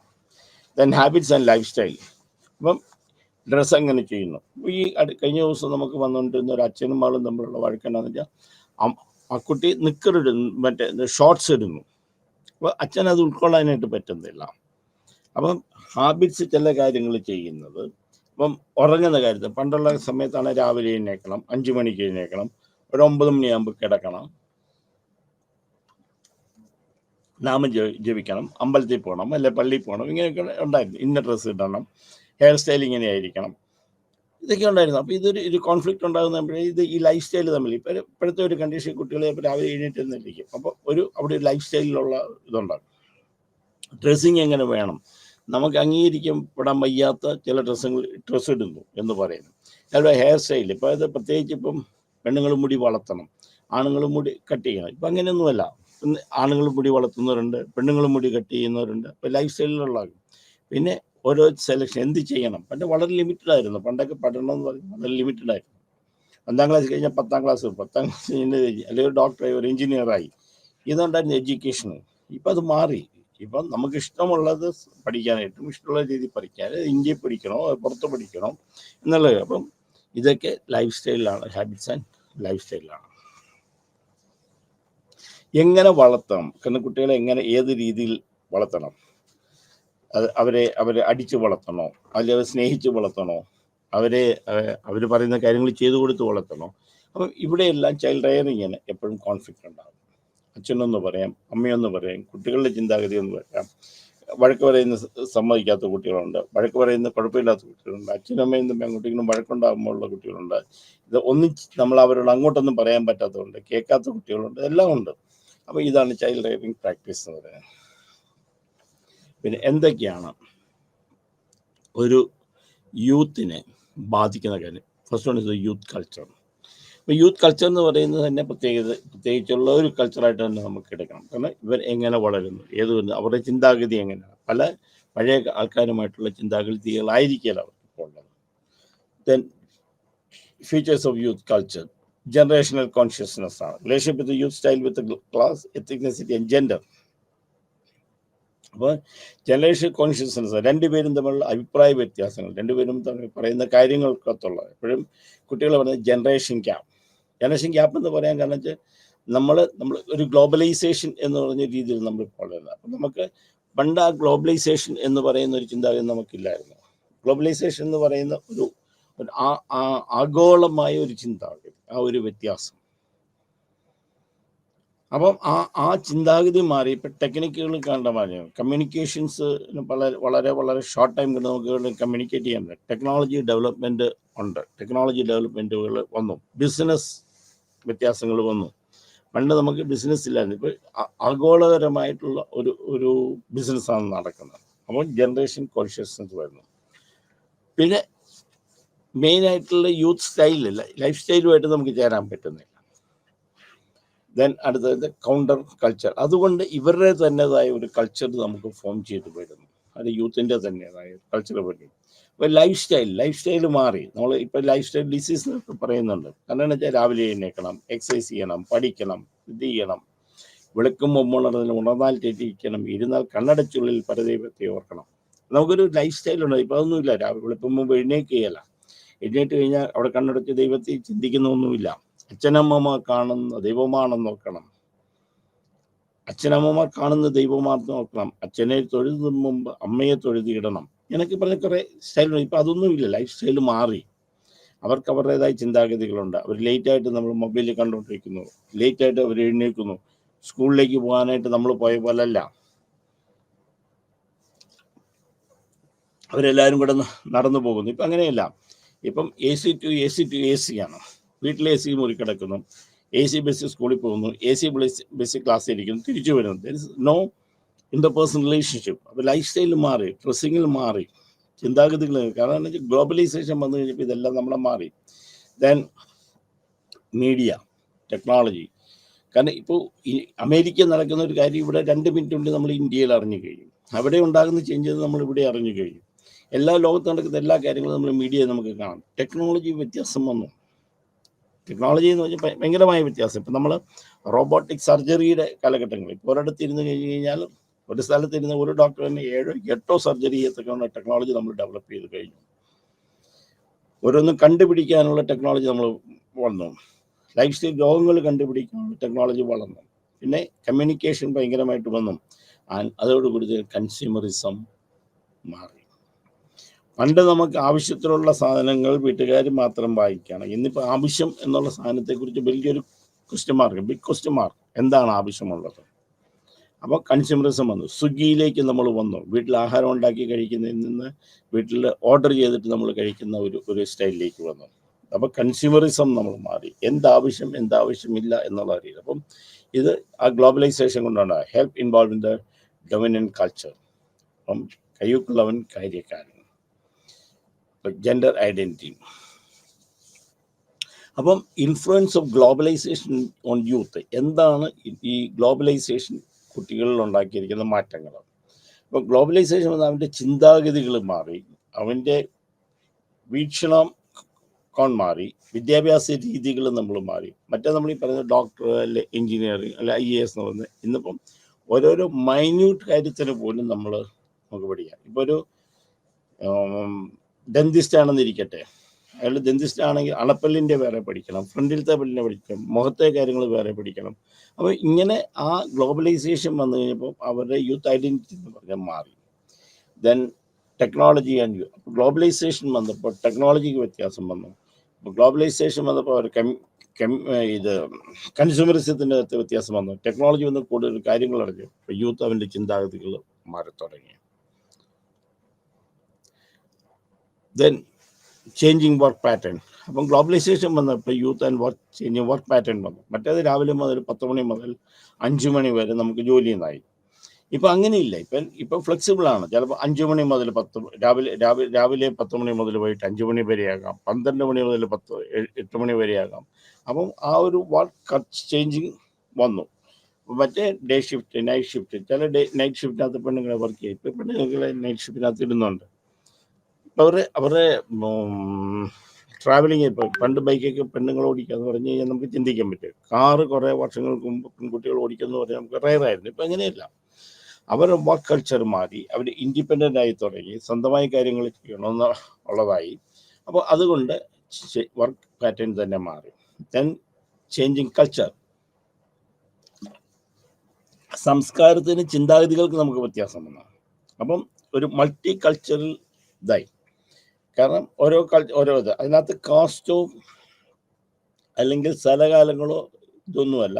ഒരു ഗ്ലോബലൈസേഷൻ വന്നു കഴിഞ്ഞപ്പോഴത്തേക്ക് എല്ലാത്തിനും നമുക്ക് അഡോപ്റ്റ് ചെയ്യാനായിട്ടുള്ള, അക്സെപ്റ്റ് ചെയ്യാൻ ചേഞ്ചിങ് വന്നു. അപ്പോൾ കൾച്ചറിന് ചേഞ്ച് വന്നു. അപ്പോൾ ഇവിടെ ജെൻഡർ ഐഡൻറ്റിറ്റി വ്യത്യാസം വന്നു. അപ്പം ഗ്ലോബലൈസേഷനൊക്കെ വന്നു കഴിഞ്ഞപ്പം ആണും പെണ്ണും മാത്രമല്ല എന്നുള്ളതാണ്. അല്ലെങ്കിൽ ആണിന് ഇന്ന ജോലി, പെണ്ണിന് ജോലി, ആണിന് ഇത് ചെയ്യാൻ പറ്റുള്ളൂ, പെണ്ണിന് ഇത് ചെയ്യാൻ പറ്റുന്നില്ല. തുല്യ ജോലിക്ക് തുല്യ ശമ്പളം. അപ്പോൾ ഇങ്ങനെ വന്നു. അപ്പോൾ ഏത് ജോലി എല്ലാം ചെയ്യാനായിട്ട് പറ്റും. അപ്പോൾ നമുക്ക് ഈ ഐഡൻറ്റിറ്റി വരുമ്പോൾ ഗ്ലോബലൈസേഷന് മുമ്പ് നമുക്കൊരു പെൺകുട്ടി വലിയ ട്രെയിലർ ഓടിച്ചുകൊണ്ട് പോകുന്നതൊക്കെ നമുക്ക് ചിന്തിക്കാൻ പറ്റും. ഇപ്പം അത് ഓടിക്കും. ഇപ്പം ട്രക്കുകൾ പെണ്ണുങ്ങൾ ഓടിക്കുക. അപ്പം ആ ഐഡൻറ്റിറ്റി എന്ന് പറയുന്ന ഗ്ലോബലൈസേഷൻ വന്നപ്പോൾ മാറി. അപ്പം പ്രത്യേകിച്ച് ഒന്നുമില്ല. Then the aggression and violence. പിന്നെ എന്തുകൊണ്ട് അഗ്രഷൻ, ഇവരുടെ എന്തുകൊണ്ട് അഗ്രഷൻ ഉണ്ടാകും? അപ്പോൾ ഇത്രയൊക്കെ പിന്നെ ഫ്രസ്ട്രേഷൻ ഉണ്ടാകും. High chance of aggression. അപ്പോൾ അഗ്രഷൻ പേഴ്സണൽ ഫാക്ടേഴ്സ് ആകാം, അല്ലെങ്കിൽ ജെൻഡർ ഡിഫറൻസ് ആകാം. ആണിനും പെണ്ണിനും തമ്മിലുള്ള വ്യത്യാസം അഗ്രഷൻ. അപ്പം പെൺകുട്ടികൾ ഇപ്പം അത് പറയാൻ പറ്റില്ല. ഇപ്പം പെൺകുട്ടികൾ വേണമെങ്കിൽ എപ്പോഴും പൊട്ടിത്തെറിക്കാം, ആൺകുട്ടികൾ വേണമെങ്കിൽ എപ്പോഴും പൊട്ടിത്തെറിക്കാം, ട്രാൻസ്ജെൻഡേഴ്സ് വേണമെങ്കിൽ എപ്പോഴും വേണമെങ്കിൽ പൊട്ടിത്തെറിക്കാം. സോ ജെൻഡർ എന്നാലും പൊതുവെ അഗ്രഷന് ജെൻഡർ ഇതുണ്ട്. Then personality. ഓരോ വ്യക്തിത്വം അനുസരിച്ച് അവരുടെ അഗ്രഷൻ വ്യത്യാസം വരും. അപ്പം സ്വന്തം ചില കാര്യങ്ങൾ കൊണ്ട് വ്യത്യാസം വരാം. ശാരീരികമായ വ്യത്യാസം, ജെൻഡർ ഡിഫറൻസ് ഉണ്ട്. പേഴ്സണാലിറ്റി, ഓരോ വ്യക്തിത്വങ്ങൾ, അഗ്രഷൻ ഉണ്ടാകുന്ന പേഴ്സണാലിറ്റി ഉണ്ട്, അഗ്രഷൻ ഇല്ലാത്ത personality. And use, alcohol use, ഇതൊക്കെ അഗ്രഷനിലേക്ക് നയിക്കുന്നതാണ്. അഗ്രഷൻ എന്തൊക്കെ? Socio culture factors. ഓരോ സൊസൈറ്റിയുടെയും ആൾക്കാർ, ഓരോ സമൂഹത്തിൻ്റെ ആൾക്കാർക്ക് അനുസരിച്ച് അത് നമ്മുടെ ദേശത്തിന് വ്യത്യാസം വരാം. അതിനകത്ത് മെയിനായിട്ട് പാരൻറ്റിങ് ആൻഡ് ഫാമിലി പ്രാക്ടീസ് ആണ്. നല്ല പാരൻറ്റിങ് ഉള്ള അടുത്ത് കുട്ടികളുടെ അഗ്രഷൻ കുറവായിരിക്കാം. ഏത് തരത്തിലുള്ള എന്നുള്ളതിനെക്കുറിച്ചല്ല, എങ്ങനെ കുട്ടികളെ വളർത്തുന്നു എന്നുള്ളതിനെക്കുറിച്ച് അവരുടെ അഗ്രഷന് വ്യത്യാസം വരാം. Then peer relationship. നമ്മുടെ അതേ പ്രായക്കാരുമായിട്ടുള്ള, നമ്മുടെ ഫ്രണ്ട്സുമായിട്ടുള്ള റിലേഷൻഷിപ്പ് നമ്മുടെ എമോഷൻസിന് ഇൻഫ്ലുവൻസ് ചെയ്യും. അത് തന്നെ അഗ്രഷനെ ഇത് ചെയ്യും. ഇപ്പോൾ പ്രൊവോക്കേഷൻ, ചില സംഗതികൾ നമുക്ക് പ്രൊവോക്ക് ചെയ്യുക, നമുക്ക് നിർബന്ധിതരാക്കുക, നമ്മളെ ഇറിറ്റേറ്റ് ചെയ്യുക, നമ്മൾ അങ്ങനെ ചെയ്തിട്ട് നമുക്ക് ഉണ്ടാക്കാം. പാരൻറ്റിങ് സ്റ്റൈലാകാം, പിയർ റിലേഷൻഷിപ്പ് ആകാം, പ്രൊവോക്കേഷൻ ആക്കാം, ഫ്രസ്ട്രേഷൻ എന്ന് വെച്ചാൽ blocking of goals leads to frustration ആണ്. എന്തെങ്കിലും ഒരു കാര്യം വിചാരിച്ചിട്ട് അത് നടക്കാതെ വരിക, അങ്ങനെ നടക്കാതെ ഒരു frustration leads to aggression. Then social exclusion, ഒഴിവാക്കപ്പെടുക, സമൂഹത്തിൽ നിന്ന് നമ്മൾ പല കാരണങ്ങൾ കൊണ്ട് ഒഴിവാക്കപ്പെടുക. അപ്പോൾ നമുക്ക് അഗ്രഷൻ ഉണ്ടാകാം. Then media is another person, another thing. അപ്പോൾ മീഡിയ പല കാര്യങ്ങൾ കാണുമ്പോൾ നമ്മൾ പെട്ടെന്ന് നമുക്ക് ദേഷ്യം വരാം, നമുക്ക് വയലൻസ് ഉണ്ടാകാം. അതിലൊരു മാസ് കാര്യങ്ങളെക്കുറിച്ച് നമ്മൾ ചെയ്യുകയാണെങ്കിൽ, അപ്പം ആ ഒരു എന്ന് പറയുന്നത് നമ്മളെ അഗ്രഷൻ ഉണ്ടാക്കാൻ പറ്റും. അത് പലപ്പോഴും അതാണ് സമരങ്ങളൊക്കെ നടക്കുമ്പോഴത്തേക്ക്, അല്ലെങ്കിൽ ഒരു പ്രത്യേക കമ്മ്യൂണിറ്റിയിൽ നമുക്ക് വയലൻസ് ഉണ്ടാകുമ്പോൾ, ഇതൊക്കെ നമ്മൾ മീഡിയ ആണ് അതിനകത്ത് ഇൻഫ്ലുവൻസ്. Then cultural practices. ചില സമുദായക്കാരെ അവർ കാണുന്നത് സമാധാനപ്രിയരായിട്ടാണ്. അപ്പം ഇവർക്ക് ഇങ്ങനെയുള്ള ആൾക്കാർക്ക് അഗ്രഷൻ്റെയും വയലൻസിൻ്റെയും കുറവായിരിക്കും. അപ്പോൾ കൾച്ചറൽ പ്രാക്ടീസസ് ഉണ്ട്. ദെൻ സിറ്റുവേഷൻ ഫാക്ടേഴ്സ്, ചില സാഹചര്യങ്ങൾ നമ്മളെ അഗ്രഷനിലേക്ക് നമുക്ക് നയിക്കാം. എങ്ങനെ ഡീൽ ചെയ്യാം? ഫസ്റ്റ് വൺ ഇസ് അഗ്രഷനെ വയലൻസ് ആണ്, പനിഷ്മെൻ്റ് ആണ് നമ്മൾ ശിക്ഷിക്കുക. ദെൻ കാതറിറ്റീസ്, അതായത് ചീത്ത കാര്യങ്ങൾ നമ്മൾ ശരീരത്തിൽ നമ്മൾ തള്ളിക്കളയും, നമ്മുടെ ചിന്താഗതി നമ്മൾ തള്ളിക്കളയും, നല്ലത് അക്സെപ്റ്റ് ചെയ്യാം. ദെൻ കോഗ്നിറ്റീവ് സ്ട്രാറ്റജി, അവരുടെ കാഴ്ചപ്പാടുകൾ നമ്മൾ മാറ്റുക. പിന്നെ സോഷ്യൽ സ്കിൽ ട്രെയിനിങ് കൊടുക്കുക. ഇതാണ് നമ്മൾ അഗ്രഷനെ വയലൻസിനെ നേരിടാനായിട്ട് ചെയ്യുന്നത്. പിന്നെ വർക്ക് എന്ന് പറയുന്നത്, work concept it's very very important. Work എന്ന് പറയുന്നത് ബാലൻസ് വർക്ക് ഇല്ലെങ്കിൽ നമ്മുടെ ഐഡൻറ്റിറ്റി നമുക്ക് വരും. അപ്പോൾ ഈക്വൽ ജോലി എല്ലാം ചെയ്യാം. അപ്പം വർക്ക് ബാലൻസും ലൈഫും എല്ലാം കൂടെ വേണം. അപ്പോൾ എന്തുകൊണ്ടാണെന്ന് വെച്ച് കഴിഞ്ഞാൽ ഒരു ഫാമിലിയിൽ ഉണ്ടാകുന്ന ഏറ്റവും വലിയ എന്ന് വെച്ചാൽ ഒരു വ്യക്തിയുടെ ഐഡൻറ്റിറ്റിയിൽ ഈ വർക്ക് ബാലൻസ് ലൈഫ് ഭയങ്കര ഇമ്പോർട്ടൻ്റ് ആണ്. ചേഞ്ചിങ് സോഷ്യൽ സീൻ, സാമൂഹികമായ കാഴ്ചപ്പാടുകൾ നമുക്ക് മാറ്റം വരുന്നതുകൊണ്ടാണ് നമുക്ക് ഈ വർക്ക് കൾച്ചറിനെ നമ്മൾ ബാധിക്കുന്നത്. ദെൻ ചേഞ്ചിങ് വർക്ക് കൾച്ചർ, ഒരു പാറ്റേൺ, പണ്ട് ഇന്ന ജോലി ചെയ്യുന്നത്, ഇന്ന ആണിത് ചെയ്യുന്നത്, പെണ്ണിന് ചെയ്യുന്നത്, വ്യത്യാസമുണ്ട്, അതൊക്കെ നമ്മൾ മാറി. That is called work culture മാറി. ദെൻ ഇൻക്രീസ് വർക്ക് ടൈം, കാരണം സമയം മറ്റേത് ലിമിറ്റഡ് ടൈം ആയിരുന്നു, ഇപ്പം ലിമിറ്റഡ് ടൈം അല്ല. അത് നമുക്ക് വർക്ക് ബാലൻസിനെ ബാധിക്കുന്നുണ്ട്. അപ്പോൾ എപ്പോഴും നമ്മൾ ഈ മോഡൽസ് ഓഫ് വർക്ക് ബാലൻസ് എന്ന് പറഞ്ഞാൽ സ്പിൽ ഓവർ ചെയ്യുക. ചിലപ്പം സ്പിൽ ഓവർ, നമ്മൾ ഇവിടുന്ന് മറ്റൊന്നിലേക്ക് നമ്മൾ പോവുക, ഒന്ന് ടെൻഷൻ കൂടുമ്പോൾ നമ്മൾ മറ്റുള്ളതിലേക്ക് നമ്മൾ പോവുക.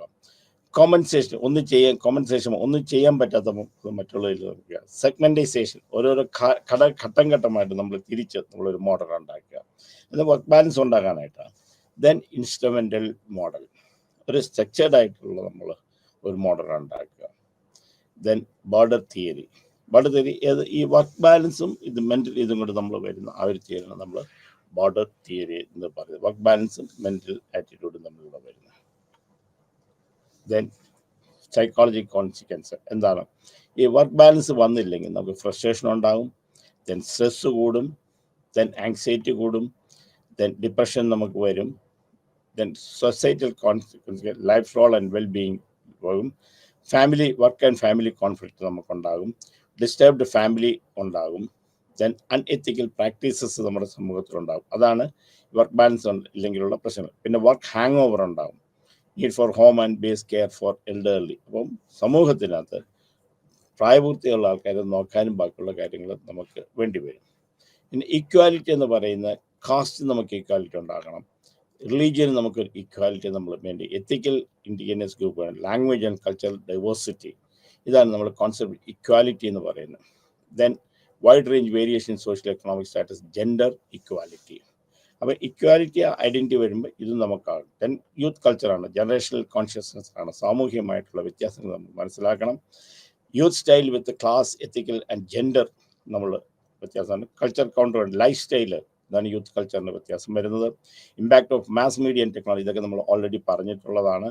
Then help involving dominant culture, consumerism, youth and globalisation, then media and its impact on youth. ഇത്രയും കാര്യങ്ങൾ നമ്മൾ മനസ്സിലാക്കേണ്ടത്. കാരണം എന്ന് വെച്ചാൽ യൂത്ത്, ജെൻഡർ ആൻഡ് ഐഡൻറ്റിറ്റി. അപ്പോൾ ഇതിനകത്ത് ജനറേഷൻ കോൺഷ്യസ്നസ് വേണം, ലൈഫ് സ്റ്റൈല് തമ്മിലുള്ള കോൺഷ്യസ്നസ് വേണം, കൗണ്ടർ കൾച്ചർ ഉണ്ടാകുന്നുണ്ട്. ദെൻ മീഡിയ നമ്മൾ ഈ ഐഡൻറ്റിറ്റി, യൂത്ത് ഐഡൻറ്റിറ്റിയെ നമ്മൾ ചെയ്യുന്നുണ്ട്. ഡൊമിനൻറ്റ് കൾച്ചർ, വേറെ ഏതെങ്കിലും കൾച്ചർ നമ്മൾ അടിച്ചമർത്തപ്പെടുന്നതായിട്ടുണ്ട്. Consumerism and youth globalisation, media and impacts. Media എപ്പോഴും യൂത്ത് ഇമ്പാക്റ്റ് ചെയ്യുന്ന ഒരു സംഗതിയാണ്. അപ്പം ഇതാണ് youth, gender and identity, BPCEG 172 172 youth, gender and identity. അപ്പോൾ എന്താണ് യൂത്ത്? ആ യൂത്തിന് എന്തൊക്കെയാണ് സമൂഹത്തിൽ ചെയ്യാൻ പറ്റുന്നത്? എന്താണ് ഇതിനുള്ള ഇമ്പോർട്ടൻറ്റ്? യൂത്ത് ഐഡൻറ്റിറ്റി എന്ന് വെച്ചാൽ യൂത്ത് എങ്ങനെയാണ്, ആ ഐഡൻറ്റിറ്റി എന്ന് വളരെ ഇമ്പോർട്ടൻ്റ് ആണ്. ഇത് എന്തൊക്കെ കാര്യങ്ങളാണ് നമ്മൾ ഇവരെ ബാധിക്കുന്നത്, എന്തൊക്കെ മാറ്റങ്ങൾ ഉണ്ടാകുന്നുണ്ട്, ഗ്ലോബലൈസേഷൻ എങ്ങനെയുണ്ട്, കൺസ്യൂമറിസം എങ്ങനെയുണ്ട്, മീഡിയ ആൻഡ് ഇമ്പാക്റ്റ് യൂത്തിൽ ഉണ്ടാകുന്നുണ്ട്. ഇത്രയും കാര്യങ്ങളാണ് നമ്മൾ ഇതിനകത്ത് പഠിച്ചിട്ടുള്ളത്. ഇതോടുകൂടി നമ്മൾ 172 തീരുകയാണ്. അപ്പം 5 മോഡ്യൂളായിട്ടാണ് ഇത് വെച്ചിട്ടുള്ളത്. ഇത് യൂത്തിനെ കുറിച്ചും അതിൻ്റെ കൾച്ചറിനും യൂത്ത് ഐഡൻറ്റിറ്റിയെ കുറിച്ചുമാണ് ഇത് പറഞ്ഞിട്ടുള്ളത്. അപ്പം ഇതോടുകൂടി ഈ 172 ക്ലാസ് നമുക്ക് തീരുകയാണ്. എല്ലാവർക്കും നന്ദി. നമുക്ക് വീണ്ടും കാണാം.